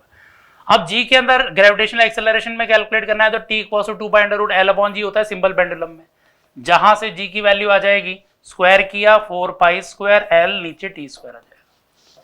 परसेंटेज एरर के लिए delta G by G equals to delta L by L plus twice of delta T by T हो जाएगा, इंटू 100 कर देंगे, परसेंटेज में वैल्यू आएगी। तो डेल्टा एल है 0.1 by L 20 plus 2 into delta T एन से चाहो तो मल्टीप्लाई कर दो ऊपर नीचे, तो एन ऑसिलेशन में ही सीधा एरर आ जाएगा। तो एन ऑसिलेशन का एरर है 1 divide by number of oscillation 100 में टाइम 90, परसेंटेज के लिए 100 से मल्टीप्लाई कर दो, तो परसेंटेज एरर में 100 से मल्टीप्लाई किया तो ये वैल्यू 1 10 0 1/2 0.5 ये रह जाएगा, प्लस 100 से मल्टीप्लाई किया 0 20/9 ये रह जाएगा, तो 9 18.22 ये वैल्यू आ गई। तो ये आ गया 2.72 के अराउंड, ये वैल्यू आ जाएगी 2 चलता जाएगा। अब ये बोल रखा है कि इसके अंदर जो एरर है वो x/10 है, इसको बोल रखा है x/10 और x की वैल्यू पूछिए तो x की वैल्यू 10 टाइम्स करेंगे तो ये आ जाएगा 27.2। इंटीजर में आंसर चाहिए तो 27 आ जाएगा। फोर्थ के बाद अगले पे चलते हैं, क्वेश्चन नंबर 5 के अंदर एक ब्लॉक है 4 kg का, दूसरे ब्लॉक पे रखा हुआ है 5 kg पे, B जो है स्मूथ सरफेस पे रेस्ट में। तो एक ब्लॉक A, दूसरा ब्लॉक B स्मूथ सरफेस पे रखे हुए दोनों, नीचे फ्रिक्शन है नहीं, इनके बीच में फ्रिक्शन लग रहा होगा। अब मैक्सिमम फोर्स A पर ताकि दोनों साथ साथ मूव कर सके वो 12 न्यूटन है। Maximum force that can be apply on B for block to move together, B पर कितना फोर्स लगा सकते हैं, ये A के करस्पॉन्डिंग है, और B के अगर ऊपर फोर्स लगा रहे तो कितना लगाना चाहिए मूव करवाने के लिए, ये कैलकुलेट करना है। तो देखिए पहले इसके लिए कंडीशन निकाल लेते हैं। तो यहां पे जो फ्रिक्शन रहेगा वो इनके बीच में स्टैटिक मैक्सिमम पहुंच जाएगा जब लिमिट लग रही होगी, तो और ये वाला फ्रिक्शन बोल सकता हूं म्यू एन इसके नॉर्मल के बराबर, सही है। ऐसे ही यहां पे अगर दोनों साथ साथ जा रहे हैं मैक्सिमम लिमिट है तो ये स्टैटिक मैक्सिमम इसके बराबर रहेगा, इनके बीच वाला स्टैटिक। अब इससे नीचे वाले ब्लॉक को यूज कर लेते, ऊपर वाले को भी यूज कर सकते हैं, नीचे वाले ब्लॉक को यूज कर रहा हूं। तो नीचे वाले ब्लॉक से हाँ, और एक्सेलरेशन के लिए लिख सकता हूं net force by net mass, ए और बी का मास। तो नीचे वाले ब्लॉक बी पे केवल फ्रिक्शन लग रहा है आगे, और फ्रिक्शन इसको एक्सेलरेट करवाएगा तो friction equal to M A, और एक्सेलरेशन ये है, ए और बी का मास है, ए प्लस बी का मास। ऐसे ही यहां पे लिख रहे हो तो यहां पे ए पे इक्वेशन लिख दो, ए को मूव करवाने वाला फ्रिक्शन फोर्स ही आगे की ओर इक्वल्स टू एम इसका मास इंटू एक्सेलरेशन, एक्सेलरेशन लिख सकता हूं वही net force by net mass, A plus B. दोनों का रेशियो ले लो, ये टर्म कैंसिल हो जाएगा, ये कैंसिल हो जाएगा, तो ये बोल सकते हैं mass of A into F equals to mass of B into 12। तो एफ की वैल्यू आ जाएगी mass of B 5, mass of A 4 into 12, 5 3 15। तो 15 न्यूटन के बराबर फोर्स अगर बी पे लगाएंगे तो दोनों साथ साथ मूव करेंगे। यहां पे 5 के बाद अगले क्वेश्चन पे 6। क्वेश्चन नंबर 6 में एक सिलेंडर और एक स्फेयर नीचे रोल करते हुए आ रहे हैं। अब यहां पे दे रखा है कि दोनों का एक्सेलरेशन सेम है तो साइन थीटा, ये एंगल ऑफ इंक्लिनेशन था वो बताना है। तो जब रोल होते हुए आते हैं इंक्लाइंड सरफेस पे तो उस वाली कंडीशन में एक्सेलरेशन होता है g sine theta divide by I center of mass के about divide by M R square plus 1। अब ये दोनों के लिए बराबर बोल रखा है तो जी के अलावा बाकी सारे टर्म बराबर बोल दो, या रेशियो लिख दो कि साइन थीटा जो आएगा वो प्रोपोर्शनल किसका आएगा, इस वाले टर्म के। तो साइन थीटा अगर सिलेंडर का लिख रहे हैं, साइन थीटा सिलेंडर, तो ये वाला टर्म मल्टीप्लाई होगा, सिलेंडर का मोमेंट ऑफ इनर्शिया हो गया half, M R square term cancel हो जाएगा, हाफ प्लस 1 3/2, साइन थीटा के सामने वाला टर्म, रेशियो लिया बाकी कैंसिल कर दिया टर्म्स। थीटा स्फेयर का तो प्रोपोर्शनल था इसके, स्फेयर के अंदर मोमेंट ऑफ इनर्शिया होता है 2/5, एम आर स्क्वायर कैंसिल हो जाएगा, 2/5 प्लस 1 7/5 ये आ जाएगा। तो ये हो गया 15/14। तो 15/14 इसका टर्म, इसका वैल्यू पूछा है जो 15 आ जाएगा। नेक्स्ट क्वेश्चन पे चलते हैं। 2 वोल्ट की बैटरी जो है वो कनेक्ट की हुई है ए बी के अक्रॉस, यहां पे बैटरी कनेक्ट की हुई है, और रेशियो करंट का बताना है बैटरीज के बीच में जब बैटरी का पॉजिटिव टर्मिनल ए से कनेक्टेड है। तो पहले बोल रखा है कि बैटरी का पॉजिटिव टर्मिनल ए से कनेक्टेड है, ए से कनेक्टेड है तो ये फॉरवर्ड हुआ, ये रिवर्स हुआ, यहां से करंट नहीं गया। तो इस वाली कंडीशन में करंट की वैल्यू जो होगी D1 से जो फ्लो होगी वो करंट की वैल्यू हो गई, आइडियल मान लेते हैं, वोल्टेज बाय रेजिस्टेंस 2/5। अब क्या बोल रखा है कि in another case when positive terminal of battery connected with B, दूसरी बार ऐसे कनेक्ट कर दिया, इस तरह से कनेक्ट किया तो अब करंट इधर से फ्लो होगा, ये फॉरवर्ड बायस हो गया, ये रिवर्स हो गया, इधर से क्रॉस हो गया। 2 वोल्ट की बैटरी है तो इस D2 में से जो करंट फ्लो होगा वो करंट हो जाएगा वोल्टेज बाय रेजिस्टेंस। अब बोला क्या है कि दोनों के अंदर जो करंट है उसका रेशियो बताना है, ठीक है, रेशियो सप्लाई बैटरी का दोनों केसेस में। तो ये आ गया 2/5 डिवाइड बाय 2/10, तो ये 2 आ जाएगा रेशियो, ठीक है। नेक्स्ट क्वेश्चन 8, क्वेश्चन नंबर 8 में हमें एक डीसी मेन सप्लाई 220 वोल्ट की दे रखी है, इसको कनेक्ट कर दिया एक स्टोरेज बैटरी के अक्रॉस। तो एक मेन सप्लाई है डीसी, और इस मेन सप्लाई में, मतलब यहां पे मेन सप्लाई बोल देते हैं, ये 220 वोल्ट की है, इसको हायर वोल्टेज ले लो, इसको लोअर वोल्टेज ले लो। अब इसको एक बैटरी को चार्ज करने के लिए लगा दिया, स्टोरेज बैटरी जिसका ईएमएफ है 200 वोल्ट, और थ्रू ए रेजिस्टेंस ऑफ 1 ओम, तो 1 ओम का रेजिस्टेंस लगा दिया, कहीं पे भी लगा दो, एक 1 ओम का रेजिस्टेंस लगा दिया। अब बोल रखा है कि एक और resistance, battery terminals are connected to an external resistance R, battery के टर्मिनल्स को, केवल बैटरी के टर्मिनल्स को, ये रेजिस्टेंस नहीं है उसमें, उसको एक एक्सटर्नल लोड आर से कनेक्ट कर दिया। तो करंट बैटरी से चार्ज फ्लो होना चाहिए, तो उसके लिए minimum integer value of R कितना होना चाहिए। तो आर की मिनिमम इंटीजर वैल्यू पूछी हुई है, तो यहां पे होना क्या चाहिए कि यहां से करंट फ्लो हुआ, ये भी बना दो एक बार इसको 1 ओम को, कोई फर्क नहीं पड़ेगा, लेकिन उधर ले लेते पाथ में। तो यहां से कुछ करंट फ्लो हुआ, I1 मान लेते हैं। बैटरी अगर चार्ज होगी तो कुछ करंट यहां से फ्लो होगा, बाकी बचा हुआ यहां होगा, यहां पे I2 मान लो। अब जो I2 करंट की वैल्यू है ये कम होनी चाहिए I1 से, सही है। तो ये कंडीशन होगी तो कुछ करंट इधर से फ्लो होगा। I1 की वैल्यू कितनी है, अगर हम ये मान ले, एक बार कंडीशन ये ले लेते हैं कि यहां से करंट फ्लो ही नहीं हो रहा है, एक बार ये ले लेते हैं कंडीशन, करंट नहीं फ्लो हो रहा है, तो इसके अक्रॉस पोटेंशियल ड्रॉप डिफरेंस जो आ जाएगा वो 200 के बराबर ही आ जाएगा। 200 का पोटेंशियल डिफरेंस और करंट IL, तो I2 करंट की वैल्यू लिख सकता हूं V/R। 200 यहां पे 220, तो इसके अक्रॉस 20 वोल्ट का डिफरेंस, तो ये आ गया V/R। तो यहां से आ गई R की वैल्यू कितना, 10 से ज्यादा, इक्वल हो गई। अगर 10 के बराबर ही हो गई R की वैल्यू, तो दोनों करंट बराबर हो जाएंगे, इधर से करंट नहीं फ्लो होगा। तो एग्जैक्ट 10 को तो हम इंक्लूड नहीं करेंगे, 10 पे करंट नहीं फ्लो होगा, 10 से ज्यादा होगा तो करंट फ्लो होना स्टार्ट होगा। इसलिए हमें पूछा हुआ है minimum integer value of R, तो R की मिनिमम इंटीजर वैल्यू जिसपे करंट फ्लो हो, 10 लोगे तो करंट नहीं फ्लो होगा, तो मिनिमम इंटीजर वैल्यू फिर दूसरी क्या हो सकती है, 11। तो यहां पे 11 आ जाएगी R की वैल्यू। नेक्स्ट क्वेश्चन नंबर 9 के अंदर हमें एक डाइवर दे रखा है जो वाटर के अंदर से आउटसाइड देख रहा है किसी सर्कुलर होरिजन से। अब रिफ्रैक्टिव इंडेक्स है वाटर का 4/3, और जो डाइवर है उसकी आइज है बिलो 15 सेंटीमीटर वाटर लेवल से। अब रेडियस ऑफ सर्कल जहां से इसको दिखाई दे रहा है वो पूछा हुआ है, इसका रेडियस पूछा हुआ है।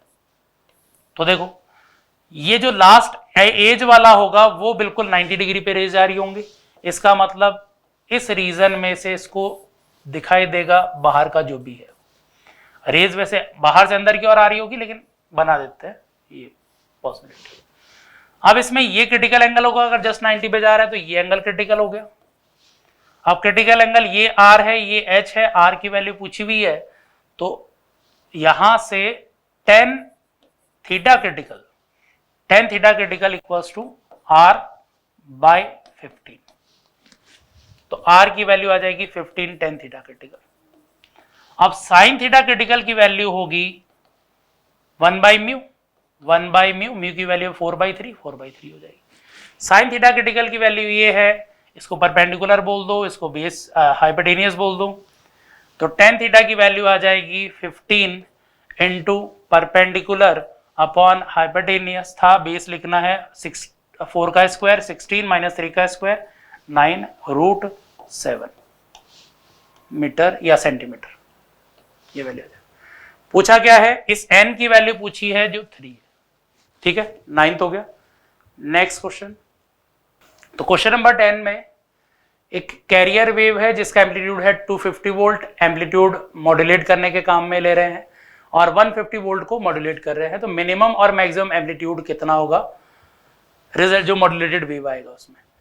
तो देखो इसके अंदर कैरियर वेव जो इसको वेव को लेते हुए जाएगी वो, और इसका मिला के जो रिजल्टेंट आएगा वो कुछ इस तरह का वेव बन जाता है इसमें। और इसके अंदर ये जो मैक्सिमम एम्पलीट्यूड आता है ये आता है कैरियर वेव प्लस जिस वेव को मॉड्यूलेट कर रहे हैं उनके एम्पलीट्यूड का सम, और ये जो मिनिमम एम्पलीट्यूड आता है इसके अंदर ये आता है कैरियर वेव और मॉड्यूलेटेड वेव का डिफरेंस, जिसको मॉड्यूलेट करना है वो और कैरियर वेव इनका डिफरेंस। तो ये मॉड्यूलेटेड के अंदर रिजल्टेंट एम्पलीट्यूड है। अब यहाँ पे ये दोनों का एम्पलीट्यूड गिवन ही है, अब वो वोल्टेज एम्पलीट्यूड हो या किसी और फॉर्म में दे रखा हो, तो यहाँ पे जो डिफरेंस आएगा मिनिमम आएगा वो मिनिमम तो आ जाएगा 100 और मैक्सिमम वैल्यू आ जाएगी 400। अब पूछा क्या है मैक्सिमम, मिनिमम और मैक्सिमम का रेशियो, तो 100/400 ये रेशियो आ जाएगा 1/4। x की वैल्यू पूछिए 1:x में, तो x की वैल्यू आ जाएगी 4 यहाँ पे। ठीक है, तो इसी के साथ पेपर डिस्कशन होता है खत्म। Thank you. Hello everyone, my self Pramod Dhaka, team physics CLCC कर। तो डियर, इस सेशन में मैं आपके लिए लेकर आया हूँ जो हमारा DCM चल रहा है उसका जो सेकंड मेजर पेपर है, उस सेकंड मेजर पेपर के एडवांस पेपर का फर्स्ट पेपर जो फिजिक्स है उसका सॉल्यूशन। तो इसके अंदर 6 मल्टीपल चॉइस, 6 इंटीजर और 6 सिंगल चॉइस क्वेश्चंस है। तो चलिए let's start with the questions. सबसे पहले 3 पैराग्राफ हैं, जिनमें से सबसे पहला पैराग्राफ जो है इनमें कुछ जनरल इंफॉर्मेशन दी गई है कि यदि एक बॉल किसी वॉल के साथ कोलाइड करती है। चलिए क्वेश्चन पढ़ते हैं कि that a ball is moving with speed u strikes a wall, initial velocity of ball is at theta from the normal, if the collision is elastic the normal component of velocity get reversed while the component of velocity parallel to the surface remains unchanged। कि यदि ball collide होती है तो velocity का वो component जो normal के along है वो तो रिवर्स हो जाता है और जो टेंजेंशियल कंपोनेंट है वो सेम टू सेम रहता है। That is the condition for elastic collision. So the initial velocity of ball is u sin theta I cap minus u cos theta j cap, then the final velocity of the ball is u sin theta I cap plus u cos theta j cap। Component डाल के बोला गया the path of the ball after collision would be mirror image in wall of the path if there were no collision। मतलब यदि कोई collision नहीं होती तो मिरर इमेज बनेगी इन केस ऑफ कोलिजन, जैसा कि प्लेन मिरर में बनता है। इंफॉर्मेशन दी गई है, इसके बेसिस पर क्वेश्चन की बात करते हैं। फर्स्ट वाला क्वेश्चन कुछ ऐसा है that a particle is projected with some speed at an angle 45 degree with the horizontal, there is a wall at a distance 12 meter from the point of projection, the collision of the ball from the wall is elastic, after the collision ball hit on the ground at a distance 9 meter from the point of projection, point of projection से 9 metre पे hit करती है। That means देखो ये वाली जो distance अपने पास आएगी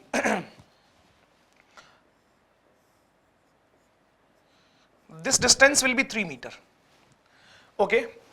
After the collision ball hit on the ground at a distance 9 meter from the point of projection, the height at which the ball hit the wall is, मुझे ये वाली हाइट चाहिए। बहुत सिंपल सा केस है। तो हमें ये पता है कि उसकी जो इमेज होती है वो मिरर इमेज होती है। मिरर इमेज होती है मतलब कुछ ऐसी, ये डिस्टेंस 3 मीटर है तो ये डिस्टेंस भी कितनी 3 मीटर। तो रेंज कितनी हुई, this one is 12, this one is 3, so the range is 15। तो अब मैं y कोऑर्डिनेट का फॉर्मूला लगा दूं, that y is equals to x tan theta 1 minus x upon r, equation of trajectory का फॉर्मूला होता है। y कोऑर्डिनेट कैलकुलेट करना, when the x coordinate is 12, angle of projection is 45 degree, so tan 45 is 1, this is 1 minus what is x, x is 12 divided by what is the range, range is 15, so this data is 4/5, 1 minus 4/5 that is 1/5, so this is 12/5 and 12/5 बोले तो 2.4 metre is the correct answer, so third one is the correct answer. चलिए sir अगले question की बात करते हैं। Next इसके ऊपर जो क्वेश्चन नंबर 2 है, सेम पैराग्राफ पर बेस्ड। क्वेश्चन नंबर 2 में बोला गया that there are 2 horizontal parallel walls separated by a height 7 metre, 7 metre की हाइट से सेपरेटेड है। A ball is projected with speed 20 metre per second at an angle 37 degree with the horizontal. कि एक ball को यहां से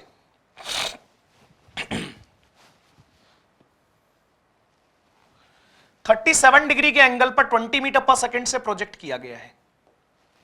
if the collision of the ball with the wall is elastic then find the range of the ball, consider only one collision with the upper wall, केवल एक collision मान ली है। तो देखो बॉल एक्चुअली में ऐसे जाएगी, उसके बाद इसका पाथ रिट्रेस होगा, तो अपन मतलब कुछ इस टाइप का पाथ होगा।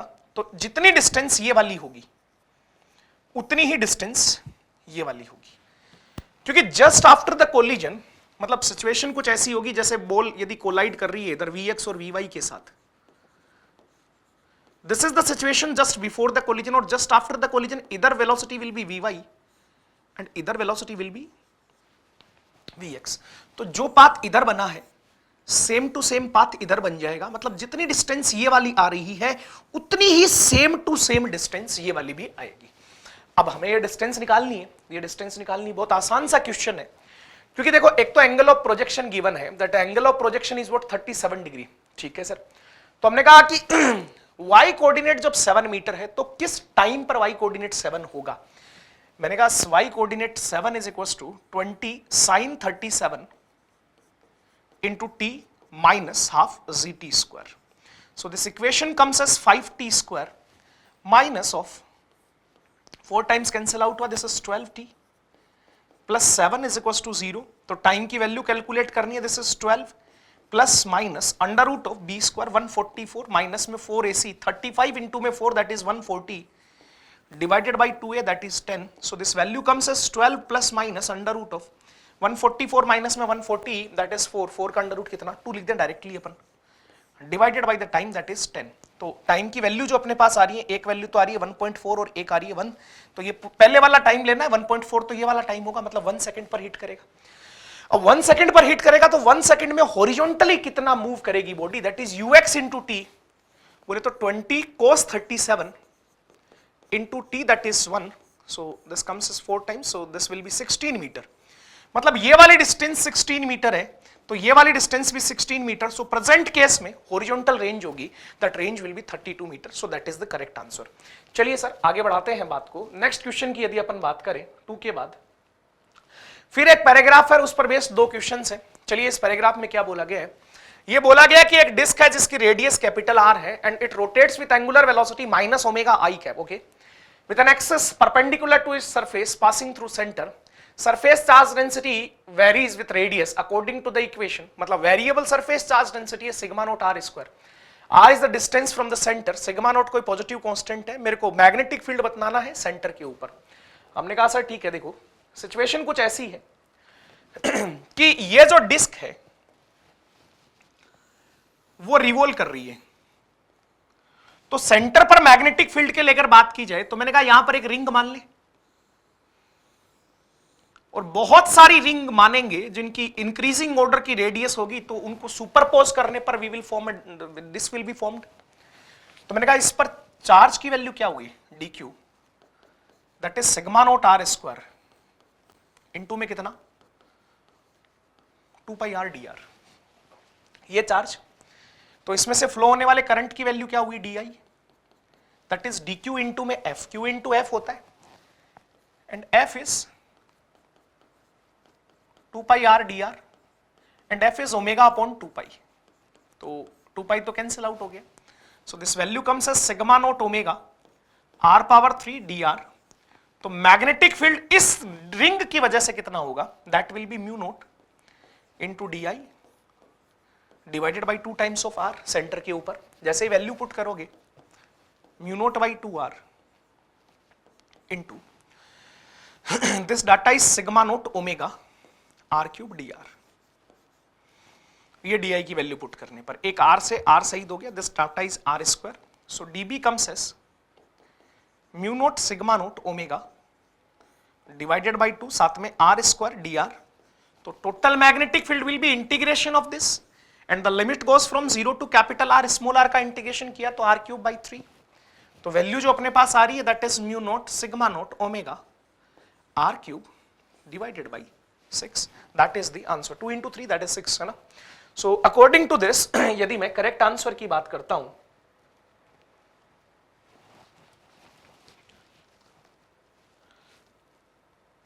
क्वेश्चन नंबर 3 में, then third one is the correct answer, mu naught sigma naught omega divided by into r cube divided by 6, third one is the correct answer. चलिए अगले क्वेश्चन की बात करते हैं।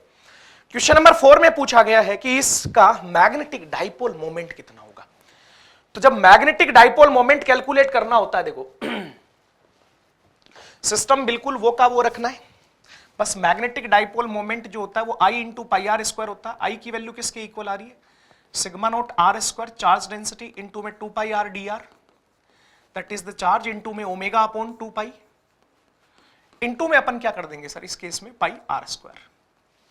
तो देखो यहां से 2 पाई से 2 पाई शहीद हो गया, sigma note omega naught, sigma note omega, और ये वाला जो डाटा मेरे पास आ रहा है r cube r and pi एक और आ रहा है, और आर की पावर देखें तो 3 और 2 5, आर की पावर 5 डी आर, और टोटल मैग्नेटिक मोमेंट निकालना है तो इसको इंटीग्रेट करेंगे तो sigma naught omega pi and this data will be r raised to the power 6 divided by 6. So this is the correct answer. So यदि अपन अपने ऑप्शंस में बात करते हैं,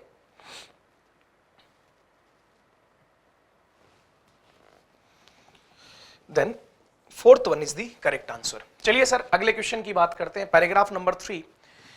वर्नियर कैलिपर पर बेस्ड एक सिंपल सा क्वेश्चन है जिसके बारे में बात करें तो determine the diameter of a sphere, vernier callipers को यूज कर रहे हैं, और इसमें कुछ ऐसा है कि वर्नियर कैलिपर्स में 10 डिविजन्स जो हैं which contains a man scale and a vernier scale, it is observed that vernier scale is equal to 9 divisions of man scale divisions। उसमें man scale के मतलब मैन स्केल के 9 डिवीजन स्केल कर vernier scale के 10 divisions हैं। इसमें आपको show नहीं हो रहा होगा, वैसे आपके पेपर में ये चीज लिखी हुई है कि मैन स्केल के 1 सेंटीमीटर में 10 डिविजन्स हैं।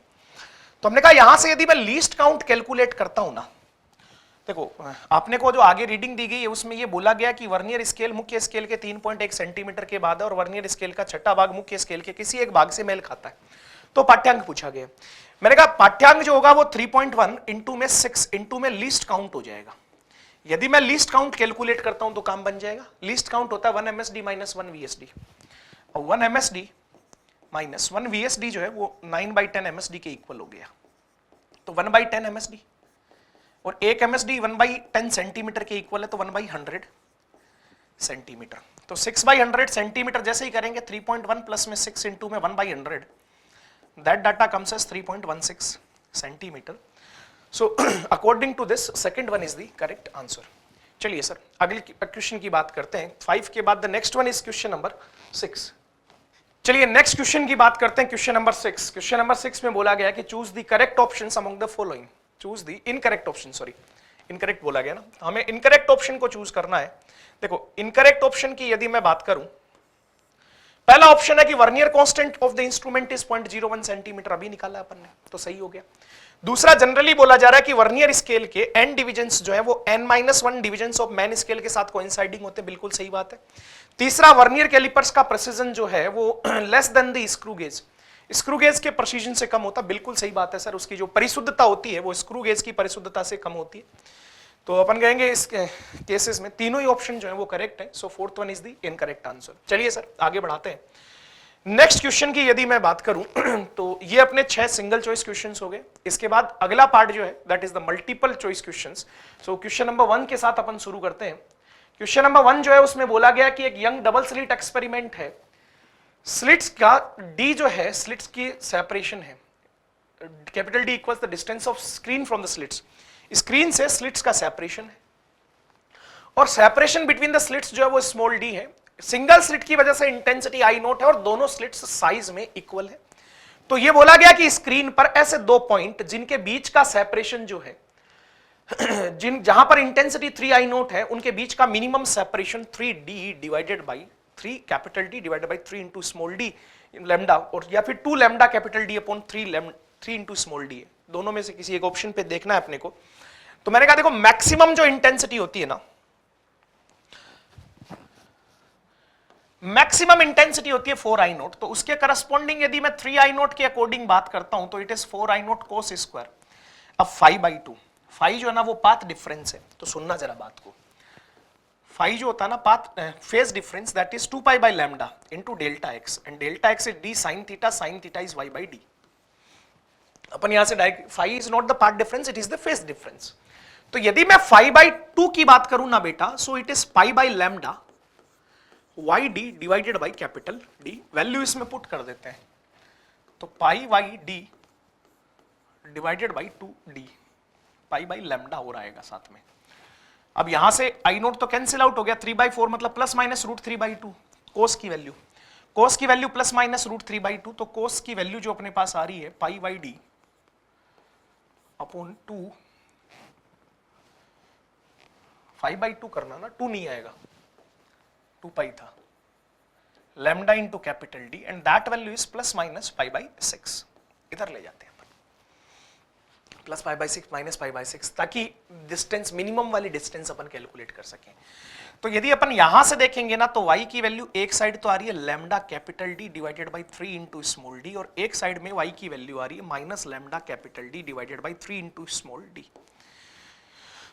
Sorry this will B 6 into small D.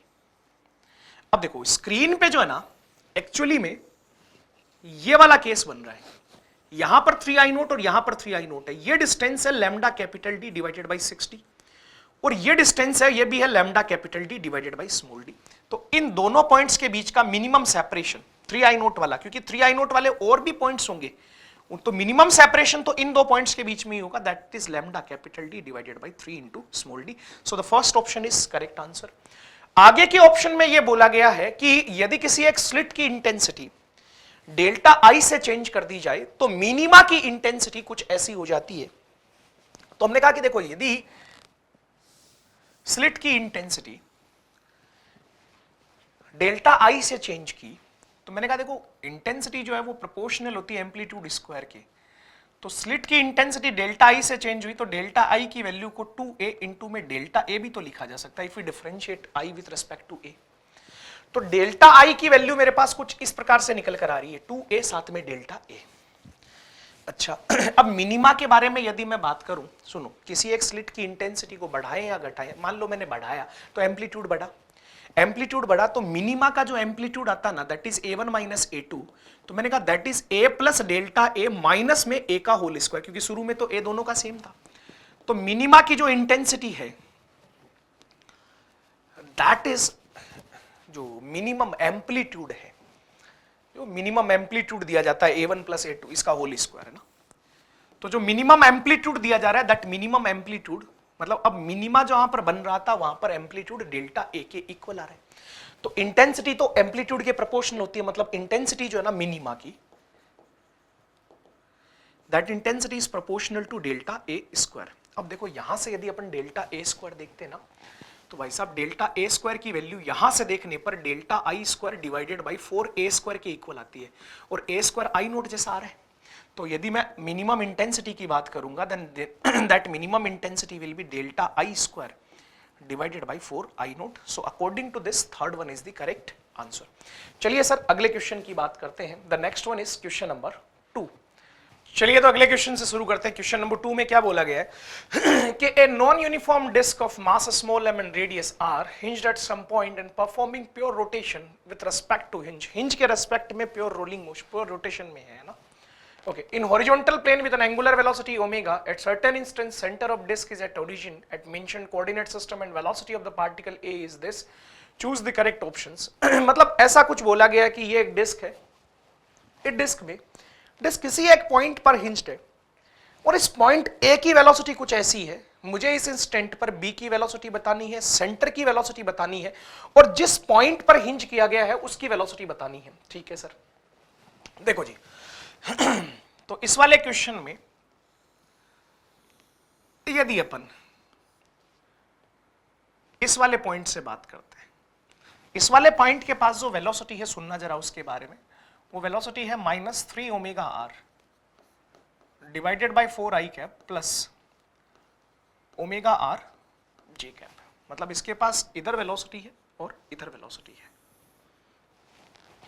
ठीक बात।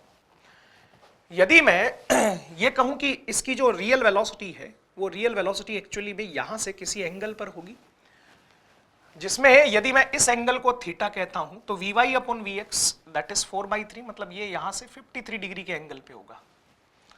मतलब हिंज पॉइंट एक्चुअली में यहां से 37 डिग्री के एंगल पे कुछ इस टाइप से जाएगा।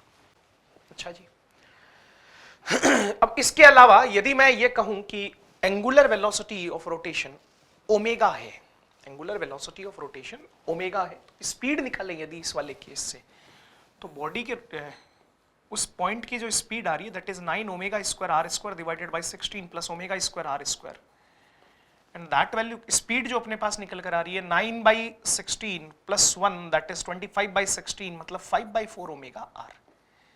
ये उस पॉइंट की स्पीड आ रही है।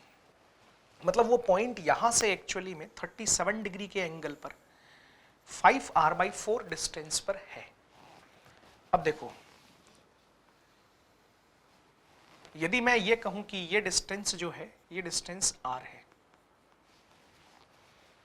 ठीक है, और ये वाली डिस्टेंस, यदि इस डिस्टेंस को 5r/4 कहता हूं तो 5r/4 cos 37 की वैल्यू जो है वो r के इक्वल आएगी। मतलब ये वाला पॉइंट एग्जैक्टली यहां कहीं लाई करेगा, और इस डिस्टेंस के बारे में जिसमें से ये डिस्टेंस निकालेंगे तो ये वाली डिस्टेंस अपने पास कुछ 5r/4 साथ में cos sin 37 that is 3r/4। इसका मतलब हिंज पॉइंट जो होगा उसकी लोकेशन कुछ ये वाली होगी, और इसके कोऑर्डिनेट्स जो होंगे that coordinates will be 0, -3r/4। ये हिंज पॉइंट के कोऑर्डिनेट्स होंगे। बहुत बढ़िया। अब तो सेंटर की वेलोसिटी तो सीधा सीधा -ω × 3r/4 आई कैप, और पॉइंट बी की जो वेलोसिटी होगी that will be in this direction, that is ये 3r/4 ये r, तो 7r/4 इनटू में ओमेगा आई कैप, और इस वाले पॉइंट की वेलोसिटी माइनस में 3r/4 इनटू में omega i cap. So according to this, इस क्वेश्चन के साथ यदि मैं ऑप्शंस को लेकर बात करता हूं नेक्स्ट पेज मूव कर गए क्या, ठीक है, तो fourth one is the correct answer, fourth one is the correct answer, उसके अलावा second one is the correct answer, और उसके अलावा first one is the correct answer. So 1, 2 and 4 are the correct answers. चलिए सर अगले question की बात करते हैं। नेक्स्ट यदि मैं बात करूं इसमें, क्वेश्चन नंबर 3 कुछ ऐसा है कि एक पार्टिकल है जिसका मास स्मॉल m है, इस पे चार्ज स्मॉल q है, इसको ओरिजिन से वेलोसिटी v0 आई कैप से एक रीजन में जो यूनिफॉर्म मैग्नेटिक फील्ड है उसमें प्रोजेक्ट किया गया है, और इस पार्टिकल पर एक ड्रैग फोर्स लग रहा है, और वो ड्रैग फोर्स है -k × v वेलोसिटी वेक्टर। और हमें यह बताना है कि वापस उसकी वेलोसिटी जब x एक्सिस के पैरेलल हो जाती है तो उसने कितनी डिस्टेंस ट्रेवल की और उसकी स्पीड किस टाइप से डिक्रीज हो रही है। देखो, ड्रैग फोर्स हमेशा वेलोसिटी के अपोजिट डायरेक्शन में लगता है, तो किसी भी इंस्टेंट पर यदि मैं ये कहूं कि मान लो किसी पर्टिकुलर इंस्टेंट पर पार्टिकल की स्पीड जो है वो v है, तो पार्टिकल पर लगने वाला ड्रैग फोर्स एक्सेलरेशन के टर्म्स में कुछ ऐसे लिखा जा सकता है। तो from here we can say that dv/v is -k/m into में dt। Let's integrate it 0 to t, let's integrate it v0 to v। तो डाटा जो मेरे पास निकल कर आया वो निकल कर आया log v/v0 is equal to minus में kt/m। तो यहां से वेलोसिटी जो आ रही है that is v0 e -kt/m। तो फर्स्ट टर्म तो जो मैं बात करूं मतलब वेलोसिटी एक्सपोनेंशियली डिक्रीज हो रही है, सो third one is the correct answer. उसके बाद फर्स्ट और सेकंड में देखना है कि वेलोसिटी जब वापस एक्स एक्सिस के पैरेलल हो जाती है, तो देखो जब इसके रिवॉल्यूशन की बात आएगी तो उसके अंदर ड्रैग फोर्स का कोई रोल नहीं होगा। Time period independent of speed होता है, दैट इज 2πm/qb। तो पार्टिकल घूम के वापस जब आएगा अगेन एक्स एक्सिस के पैरेलल, जब उसकी वेलोसिटी हो जाएगी तो टाइम तो 2πm/qb रहेगा अभी भी। तो v जो है उसको dl/dt लिख दूं, तो dl को यदि मैं इंटीग्रेट करूं 0 से लेकर l तक, this one is v0 e -kt/m into में dt। Let's integrate it from 0 to time period. तो ये वाला डाटा तो आया l is equal to this is v0 divided by -k/m into में log के साथ वैल्यू पुट करेंगे तो सॉरी e के साथ वैल्यू पुट करेंगे, सो this will B e -kt/m, साथ में 0 पुट किया तो दिस वन इज 1, माइनस को अंदर मल्टीप्लाई कर दिया, तो जब उसकी वेलोसिटी अगेन एक्स एक्सिस के पैरेलल होती है मतलब पर्डी ने एक साइकिल कंप्लीट कर लिया, और एक साइकिल कंप्लीट कर लिया तो उसके थ्रू जो ट्रैवल्ड डिस्टेंस है that is mv0 divided by k 1 minus e में कि टाइम पीरियड रखना है, टाइम पीरियड की वैल्यू है 2πm/qb। तो m से तो m सही हो गया, this is 2πk/qb। So according to this first option is also the correct answer. चलिए सर अगले क्वेश्चन की बात करते हैं। Next one is question number 4। Fourth एक सिंपल सा क्वेश्चन है, थोड़ा सा कंफ्यूज करने के लिए दिया गया है कि कहीं आप मल्टीपल चॉइस के बारे में तो ना सोचें, पेपर को बैलेंस्ड भी है ना। जेई का पेपर एक्चुअली में कुछ ऐसा ही आता है कि कुछ इजी क्वेश्चंस भी होते हैं, बहुत लाइटली जिनको हैंडल करना है। फोर्थ वैसा ही एक क्वेश्चन है, दिखा के डराने की कोशिश की गई है, बाकी सिंपल बहुत है कि a cylinder contains small and moles of diatomic gas at t is equals to 0 and adiabatic piston was at a distance x0 from the left hand and spring was in natural length.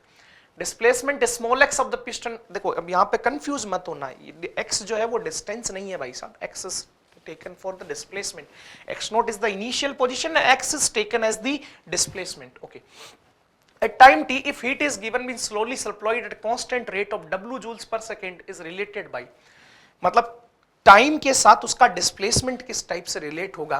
देखो बहुत simple सा question है कि यदि time के साथ यदि ये बॉडी इधर वाली डायरेक्शन में x डिस्टेंस डिस्प्लेस हो जाती है, अच्छा इसमें एक चीज और कही गई है कि it is given that heat supplied by the heater is always used is always equal to the work done by the gas, मतलब इंटरनल एनर्जी में कोई चेंज नहीं लेना, तो जो भी वर्क डन होगा गैस जो वर्क डन करेगी दो चीजों के अगेंस्ट करेगी, एक स्प्रिंग के अगेंस्ट करेगी, तो स्प्रिंग वाला वर्क डन तो कितना हो गया हाफ के एक्स स्क्वायर, एक्स के बाद स्प्रिंग के अगेंस्ट में, और एक एनवायरमेंटल प्रेशर के अगेंस्ट में। तो यहां से यदि मैं बात करूं तो W इंटू टी की वैल्यू कुछ इस टाइप से निकल के आ रही है, तो W जो मेरे पास निकल कर आया, सॉरी T जो निकल कर आया, we have to find the relation between T and x, so it is P naught AX divided by W plus of KX square divided by twice W. So according to this third one is the correct answer. चलिए sir अगले question की बात करते हैं, fourth के बाद the next one is question number 5 एक अच्छा क्वेश्चन है, थोड़ा सा लॉजिकल सा भी है।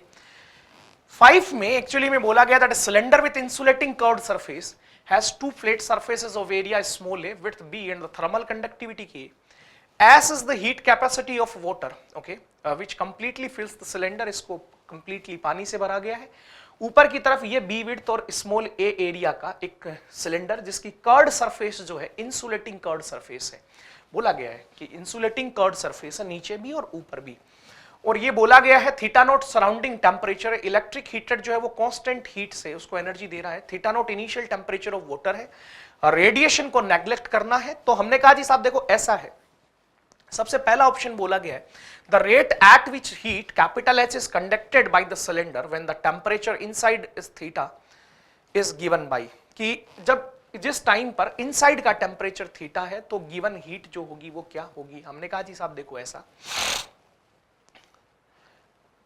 हीट कंडक्शन के बारे में बोला गया है, तो हीट कंडक्शन जो होगा, देखो बेटा जी, चलिए मैं पेपर ले लूंगा काम में, मेरे पास पेपर है एक, डाटा बहुत सारे हैं, तो मैंने कहा देखो यहां से जो हीट जा रही है ना इधर से कंडक्ट होगी और इधर से कंडक्ट होगी, कर्व्ड सरफेस तो इंसुलेटिंग है, तो इधर से हीट जाएगी और इधर से हीट जाएगी, ये दोनों रेजिस्टेंसेस पैरेलल में आएंगे, किसी टाइम टेम्परेचर थीटा है तो हीट की वैल्यू जाएगी theta minus theta naught divided by resistance R/2 thermal resistance, और थर्मल रेजिस्टेंस की वैल्यू होती है L/Ka, तो लेंथ कितनी B,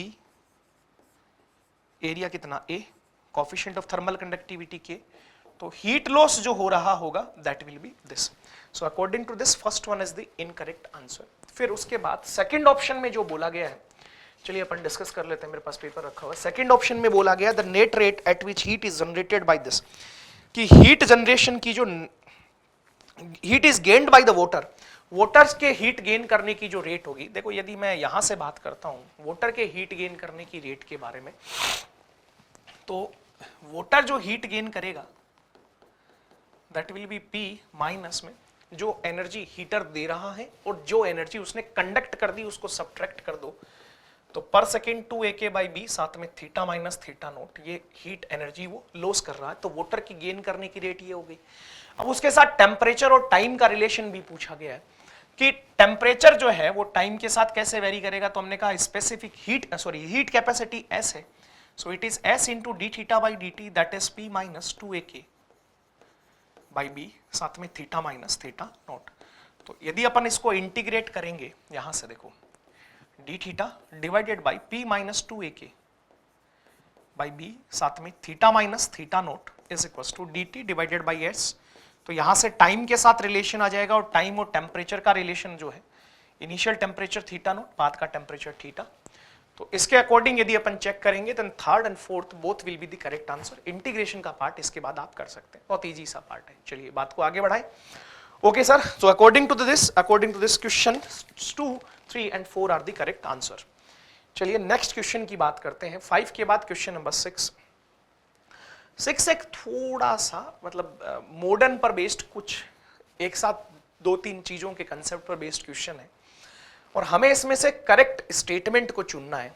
तो फोर्थ वाले की सबसे पहले बात कर दूं कि यदि फोटोन और इलेक्ट्रॉन के बीच कोलिजन होती है, वो भी फ्री इलेक्ट्रॉन, मतलब उसके आसपास और कोई नहीं है, तो उस केस में फोटोन अपनी सारी एनर्जी उसे नहीं दे सकता, क्योंकि एनर्जी और मोमेंटम दोनों कंजर्वेशन एक साथ इस केस में फॉलो नहीं हो पाएंगे। This is the very famous statement. So fourth one is the correct option.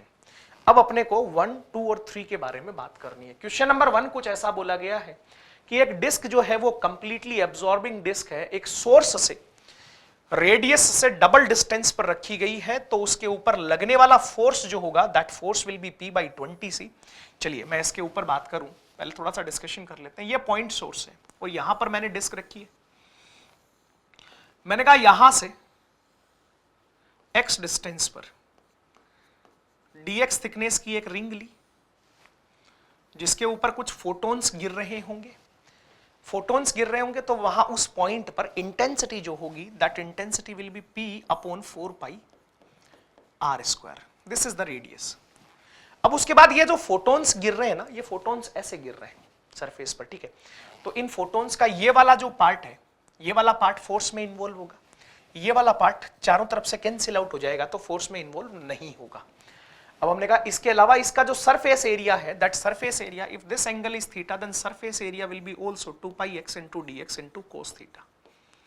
Modern में वैसे तो अपन इसको क्लासरूम में डिस्कस करते हैं, फिर भी आप समझना चाहो तो देखो, रिंग की सरफेस कुछ ऐसी है और रेज जो है वो कुछ ऐसे आ रही है। तो रिंग एक्चुअली में कुछ इतने ही पार्ट की बोला जाए तो, सॉरी, ये जो रिंग है सामने वाली फेसिंग रिंग, वो कुछ इतने ही पार्ट से आने वाले फोटॉन्स को एब्जॉर्ब करेगी। तो ये वाला एंगल भी थीटा आएगा। तो अपन जो एरिया लेंगे that area will B 2πx dx * में cos थीटा। ये तो हो गया उस सरफेस के ऊपर जो इंसिडेंट हो रही पावर है वो। उसके बाद हमने कहा जी फोर्स जो लगेगा वो भी cos थीटा वाला कंपोनेंट लगेगा, तो साथ में एक cos थीटा अपन ने और लगा दिया।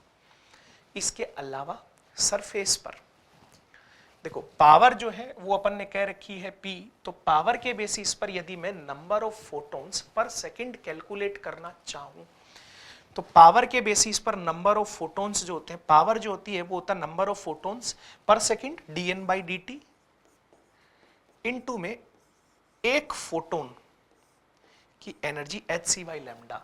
तो हमने कहा एक फोटोन ने जो फोर्स लगाया, सबसे पहले फोर्स लगेगा dN/dt इनटू में h/λ cos थीटा। वो h/λ वाला टर्म यहां पर है, फोर्स वाला। नंबर ऑफ फोटॉन्स चाहिए तो इस पूरी इक्वेशन को मुझे डिवाइड करना पड़ेगा किससे, hc/λ से, ताकि number of photons per second into area वाला पार्ट कितने फोटॉन्स कवर कर रहा है इनटू में एक फोटॉन के थ्रू लगने वाला force. And now I have to integrate it from 0 to R। ये डिस्टेंस जो है ना बेटा, ये डिस्टेंस 2r है। तो जब आप स्मॉल r की वैल्यू पुट कर रहे होंगे तो स्मॉल r की वैल्यू आएगी √ में 4r² + x², और cos थीटा की वैल्यू जब आप पुट कर रहे होंगे तो cos थीटा की वैल्यू आपके पास आएगी 2r / √4r² + x²। यदि अपन इसे 0 से R में इंटीग्रेट करेंगे तो लगने वाला फोर्स जो है that force will be P/20C। So first option is the correct answer. चलिए सर आगे बढ़ाते हैं बात को। नेक्स्ट यदि मैं उसमें सेकंड वाले ऑप्शन की बात करता हूं कि एक लाइट बीम है जिसकी इंटेंसिटी 144 वोल्ट पर मीटर स्क्वायर है, equally distributed among 3 wavelengths 410 nanometre, 496 nanometre and 620 nanometre. Okay, तो इसके अकॉर्डिंग यदि अपन सबसे पहले 3 वेवलेंथ्स हैं, तीनों वेवलेंथ्स के अकॉर्डिंग यदि मैं फोटोन की एनर्जी देखता हूं ना, एक फोटोन की, तो ये जो दो डाटा है ना बेटा, 496 सॉरी, ये जो दो डाटा मेरे पास आते हैं 496 नैनोमीटर एंड 410 नैनोमीटर, ये तो इनका जो एनर्जी लेवल है वो वर्क फंक्शन जो कि मेरे को गिवन है 2.3 इलेक्ट्रॉन वोल्ट उससे ज्यादा आता है, और 620 नैनोमीटर का एनर्जी जो है वो वर्क फंक्शन से कम आती है। तो इन दो के करस्पॉन्डिंग तो फोटॉन्स आएंगे और जिनसे फोटो इलेक्ट्रिक एमिशन होगा, और मुझे ये बतलाना है there is no loss of light by reflection and each energetically capable photon ejects a photo electron. मतलब एफिशिएंसी जो है ना बेटा that is assumed to be 100%। तो सैचुरेशन करंट के बारे में बतलाना है कि सैचुरेशन करंट कितनी आएगी। तो इसके अकॉर्डिंग यदि मैं बात करूं, देखो option second and third are the same, इसमें अपने को energy 144 watt per metre square है। इसके अंदर सैचुरेशन करंट जो है वो दी गई है। क्वेश्चन नंबर 3, ये ऑप्शन 3 का करस्पॉन्डिंग डायग्राम है कि सैचुरेशन करंट यदि इतनी आती है 10 माइक्रो एम्पियर, तो उस केस में पावर जो यूज हुआ ना सोर्स का वो 7 वोट यूज हुआ है। तो दोनों सिमिलर से ऑप्शन है। अपन एक ऑप्शन को डिस्कस कर लेते हैं। देखो इसके अंदर यदि मैं नंबर ऑफ फोटॉन्स कैलकुलेट करूंगा, सबसे पहला काम क्या करना, इक्वली डिस्ट्रीब्यूटेड है तो हर एक के लिए एनर्जी की वैल्यू इतनी होगी। सरफेस का एरिया कितना गिवन है, 1 सेंटीमीटर स्क्वायर गिवन है। और उसके करस्पॉन्डिंग यदि मैं 496 की एनर्जी से डिवाइड कर दूंगा तो सबसे पहले नंबर ऑफ फोटॉन्स आ जाएंगे जो इसकी वजह से गिर रहे हैं, उसकी वजह से number of photo electrons equal होने। सिमिलरली सेम डाटा 410 और 496 के करस्पॉन्डिंग आ जाएगा। तो आपके पास नंबर ऑफ फोटॉन्स आ गए, 1 सेकंड में एमिट होने वाले फोटो इलेक्ट्रॉन्स आ गए, तो that is the saturation current. क्या करना है, नंबर ऑफ फोटो इलेक्ट्रॉन्स को 1.6 into 10⁻⁻19 से मल्टीप्लाई करना है। So according to this you will find that second option is the correct answer. So second and third both are the correct answers. बात ठीक है क्या बेटा जी? चलिए सर आगे बढ़ाते हैं बात को। नेक्स्ट यदि मैं इसमें बात करूं इंटीजर वाले पार्ट में, क्वेश्चन नंबर 1 एक सिंपल सा क्वेश्चन है प्लेन मिरर का। देखिए इसमें बोला गया that a plane mirror placed in YZ plane is moving with velocity Vm is equal to 2z cap. YZ plane में, खुद के प्लेन में मूविंग है तो प्लेन मिरर की वेलोसिटी का कोई इफेक्ट नहीं पड़ेगा। Okay, velocity of image of object O formed by plane mirror with respect to observer P moving with velocity this is this. कि ऑब्जर्वर को इमेज की वेलोसिटी ये मिली तो इमेज की real velocity this plus this that is 5i cap plus 8z cap. This is the velocity of image. बोलो ठीक। अब नॉर्मल एक्स एक्सिस के अलोंग है तो वेलोसिटी ऑफ ऑब्जेक्ट में लिखना चाहूंगा, then velocity of object will be -5i cap plus 8z cap, क्योंकि y प्लेन वाली वेलोसिटी तो सेम टू सेम मिलती है और नॉर्मल के अलोंग वाली वेलोसिटी रिवर्स कंपोनेंट के साथ मिलती है। तो वेलोसिटी ऑफ ऑब्जेक्ट जो मेरे पास निकल कर आया, that velocity of object is -5i cap plus 8z cap. चलिए सर आगे बढ़ाते हैं बात को। हमसे कहा गया कि velocity of object is xi cap plus yj cap and I have to calculate the value of x square plus y square minus 4y।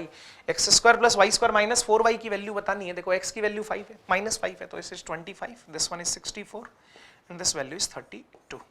तो ये 32 बचा, 32 प्लस 25 that value is 57। So according to this 57 is the correct answer. चलिए sir अगले question की बात करते हैं। The next one is question number 2।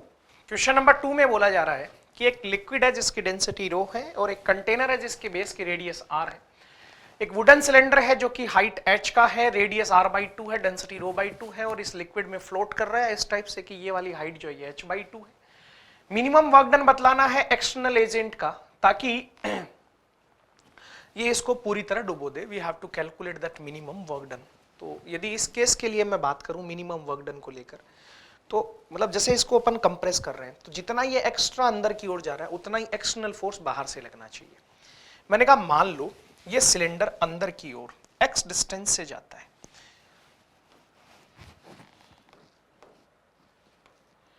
यदि ये सिलेंडर अंदर की ओर x डिस्टेंस से और जाता है ना, यदि ये सिलेंडर x डिस्टेंस से और जाता है तो ये यहां से वाटर को, इस लिक्विड को डिस्प्लेस करेगा जो लिक्विड यहां पर आकर फिल करेगा। बात को समझना जरा। अब सिलेंडर का बेस का एरिया है πr²/4 और जो कंटेनर इसमें जिसमें आप बात कर रहे हो उसका ये वाला जो बचा हुआ एरिया है that is 3πr²/4, πr² minus πr²/4 से। तो एरिया ट्रिपल है तो हाइट कितनी जाएगी, हाफ, मतलब 1/3। मतलब यदि ये x अंदर की ओर गया तो ये एक्स्ट्रा कितना ऊपर की ओर, इधर x/3, मतलब आप x कंप्रेस कर रहे हो उसमें रियलिटी में कितना जा रहा है 4x/3 के करस्पॉन्डिंग एक्स्ट्रा फोर्स कैलकुलेट होकर आ रहा है।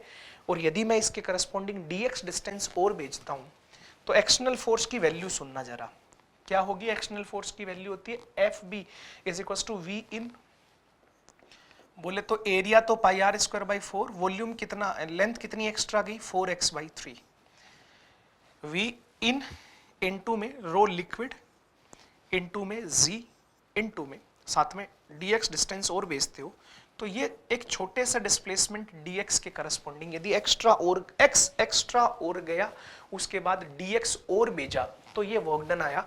तो यदि मैं यहाँ से टोटल वर्क डन की बात करूंगा, that total work done will be pi r square by 4 into में 4 rho g divided by 3 integration of x d x and the limit goes from 0 to, देखो ये h/2 ऊपर है, तो रियली में तुम्हें कितना कंप्रेस करना है, मुद्दा ये है। बोले सर हमें 3h/8 तक करना है, क्योंकि बचा हुआ जो h/8 है वो लिक्विड का लेवल राइज होने से अपने आप चला जाएगा, मतलब हमारे x की वैल्यू जो है that value will goes from 0 to 3h/8। सो इससे यदि मैं सोल्व करूंगा इस इंटीग्रेशन को, जिसमें लिमिट 0 से 3h/8 की पुट करूंगा, तो ये डाटा आएगा 3 pi capital R square rho g h square divided by 128। So from comparison we can say that the value of small n is 3। Okay चलिए सर अगले क्वेश्चन की बात करते हैं। The next one is question number 3 एक बहुत ही शानदार सा क्वेश्चन है। क्वेश्चन कुछ ऐसा है कि एक सेमी सिलेंड्रिकल ग्रूव है जिसकी रेडियस 20 सेंटीमीटर है, एक हॉरिजॉन्टल फ्लोर पे बनी हुई है। एक आंट है चींटी, इसको इधर से इधर पहुंचना है। अब वो सीधा तो पहुंच नहीं पाएगी, ऐसा केस अपना डिस्कस किया हुआ है फ्रिक्शन वाले केसेस में कि वो कंप्लीटली ऐसे नहीं जा सकती। तो एक बालक जो उसकी हेल्प करना चाहता है, उसके पास हेल्प करना चाहता है लेकिन उसके पास केवल वायर्स हैं 38 सेंटीमीटर के, वो इनको बेंड करके भेजता है। तो वो ये क्वेश्चन में ये पूछा जा रहा है कि कितने मिनिमम टाइम में आंट ग्रूव को क्रॉस कर सकती है। डिसेंडिंग जो स्पीड है, the descending speed is 2v while the ascending speed of the ant is v। तो इसके अकॉर्डिंग यदि मैं बात करूं तो सबसे पहली चीज हेल्प भी किसको करनी पड़ेगी, बालक को, मतलब उसको अरेंजमेंट देखना पड़ेगा कितने डिग्री के एंगल पे कैसे इसको सेट किया जाए। हमने कहा साहब मान लो उसने इसको इस टाइप से रखा और ये बोला गया कि वो परपेंडिकुलरली सेट करता है, ये वाला एंगल थीटा, ये डिस्टेंस 2r के इक्वल, रेडियस 20 सेंटीमीटर है तो 2r is 40 centimetre, this length will be, maximum के केस में बात करूं तो this length will be 38 centimetre, इससे ज्यादा नहीं हो सकती मैक्सिमम। बोलो सही। हमने कहा यहां से मान लो ये 2r है, ये कुछ बाहर निकाल दिया पहले, 38 नहीं है, कुछ और ही है, लेस देन 38 सेंटीमीटर है। अब इस वाले केस में उसको जो टाइम लगेगा that is 2r cos theta divided by speed 2v plus में ये distance 2r cos theta, this is r sin theta, so this is 2r sin theta sorry, divided by speed v, ascending speed, 2 से 2 गया, r by v की value 40 आएगी, सो it is 40, साथ में 2 sin theta plus cos theta. अब मुझे ये check करना है इसके मैक्सिमा मिनिमा के लिए। मैक्सिमा मिनिमा के लिए फर्स्ट डेरिवेटिव सोल्व किया और उसको 0 की इक्वल पुट किया तो tan थीटा की वैल्यू 2 आई।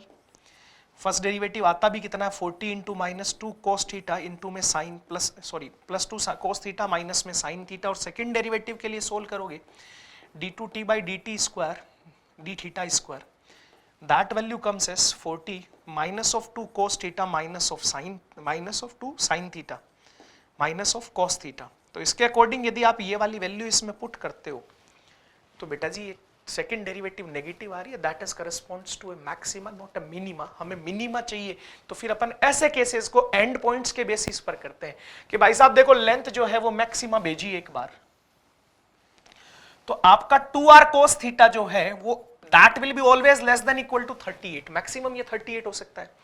तो इसके बेसिस पर 2r इज 40, तो cos थीटा की वैल्यू जो है वो हमेशा 0.95 या 0.95 से कम आएगी। यदि इस वाले में रख के टाइम की वैल्यू चेक करते हैं तो टाइम की वैल्यू आती है 40 साथ में 2 sin theta is 1 minus cos square theta plus में cos थीटा की वैल्यू 0.95 पुट करेंगे तो ये वाला डाटा अप्रोक्सीमेटली 62.9 आ रहा है, और हमें नियरेस्ट इंटीजर में पूछा गया है, तो नियरेस्ट इंटीजर में उसको जो टाइम लगेगा that time will be 63 seconds. बस इसमें यही वाली जो टर्निंग पॉइंट था ये था कि मैक्सिमा मिनिमा के करस्पॉन्डिंग ध्यान रखना, एक बार सेकेंड डेरिवेटिव देख जरूर लेना। चलिए सर अगले क्वेश्चन की बात करते हैं। क्वेश्चन नंबर 3 के बाद the next one is question number 4। Simple सा क्वेश्चन है कि एक स्टैंडिंग वेव है, स्ट्रिंग में उसकी इक्वेशन दी गई है, x सेंटीमीटर में है, t सेकंड में है, distance between consecutive nodes is 1/n centimetre, value of n चाहिए अपने को। मैंने कहा देखो सीधी सी बात, ये वाला डाटा होता है सॉरी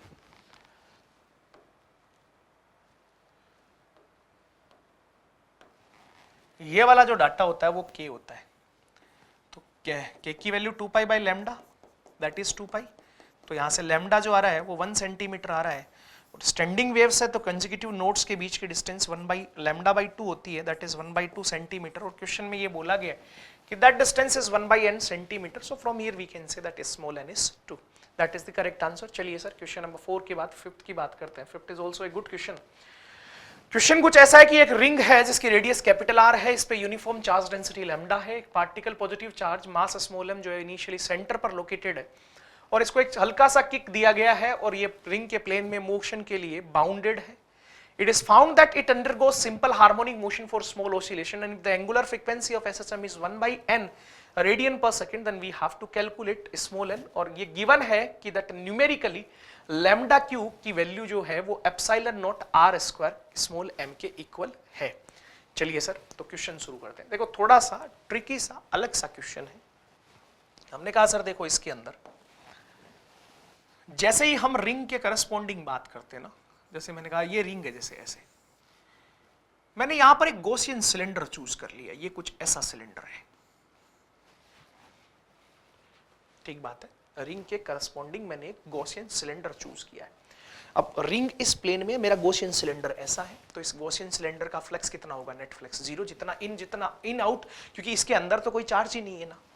अब ये गॉसियन सिलेंडर यहां से r डिस्टेंस पर है, इसकी हाइट जो मैंने कही मान लो लेट सपोज x है, तो रिंग पर चार्ज डेंसिटी यदि लैम्डा है तो एक्सियल पॉइंट पर electric field intensity lambda x upon 2 epsilon not into में r स्क्वायर होती है। तो इस सरफेस से इधर फ्लक्स, इलेक्ट्रिक फील्ड इंटेंसिटी तो ऊपर की तरफ इधर होगी, नीचे की तरफ इधर होगी, तो फ्लक्स जो जाएगा that flux will be lambda x upon 2 epsilon not into में r स्क्वायर इनटू में 2 इनटू में पाई स्मॉल r स्क्वायर। इधर आउटसाइड में फ्लक्स जा रहा होगा। अब ये जो फ्लक्स है वो कर्ड सरफेस से क्रॉसिंग फ्लक्स के इक्वल होना चाहिए, तभी तो नेट जीरो होगा। अब कर्ड सरफेस के अकॉर्डिंग मैंने कहा मान लो कर्ड सरफेस पर इलेक्ट्रिक फील्ड EC है और कर्ड सरफेस की लेंथ जो है that length is what 2x, और कर्ड सरफेस का एरिया लिखेंगे तो it is 2 pi r into 2x। तो यहां से we will calculate the electric field intensity at curved surface. This is the turning point for this question. तो हमने कहा जी साहब देखो 2 पाई से तो 2 पाई जो है ना वो शहीद हो गया, ये x से x शहीद हो गया, तो कर्ड सरफेस के ऊपर एक r से r शहीद हो गया। इलेक्ट्रिक फील्ड जो मेरे पास आ रहा है that value is lambda r divided by 2 epsilon not into में कैपिटल R स्क्वायर। यदि मैं इसको चार्ज से मल्टीप्लाई कर दूं then that will be the force, not 2 pi 2 epsilon not r square, and it will be m into में acceleration। तो acceleration की वैल्यू मैग्नीट्यूड में बात कर रहा हूं मैं, acceleration की वैल्यू जो मेरे पास आ रही है that acceleration comes as lambda q divided by 2 epsilon not r square। this data will be एक 2 यहां से बच गया, so it will be 2 into 2 ऐसे लिख लेते हैं अपन है ना, 2 into 2 2 into 2 2 into 2 divided by m into में स्मॉल r। तो इस वाले केस में ये एंगुलर फ्रीक्वेंसी होती है, एंगुलर फ्रीक्वेंसी का स्क्वायर होता है, तो under root of angular frequency की वैल्यू आएगी लैम्डा क्यू अपॉन में 4 epsilon naught r square m। Numerically lambda q और 4 epsilon naught r square m equal दिए गए क्वेश्चन में। तो एंगुलर फ्रीक्वेंसी जो मेरे पास निकल के आ रही है that angular frequency is coming as 1/2 radian per second. Question में 1/n रेडियन पर सेकंड बोला गया, so according to this 2 is the correct answer. चलिए सर अगले क्वेश्चन की बात करते हैं 5th के बाद, last question of the paper, that is the very easy one. क्वेश्चन में ये बोला गया कि के अल्फा लाइन जो है वो PB 206 और PB 203 के लिए लैम्डा 1 और लैम्डा 2 है वेवलेंथ, तो इनका रेशियो बतलाना है। देखो सीधी सी बात है, कैरेक्टरिस्टिक्स एक्स रेज की वेवलेंथ जो है वो एटॉमिक नंबर पे डिपेंड करती है, ना कि मास नंबर पे। तो इन दोनों का एटॉमिक नंबर जो है that atomic number is same. This question is the tricky one और simplest one in the paper. तो वेवलेंथ दोनों की इक्वल होगी, तो यदि अपन लैम्डा 1 और लैम्डा 2 का रेशियो कैलकुलेट करेंगे तो ratio is 1। Okay dear, so that's all from my side in this paper. Good bye.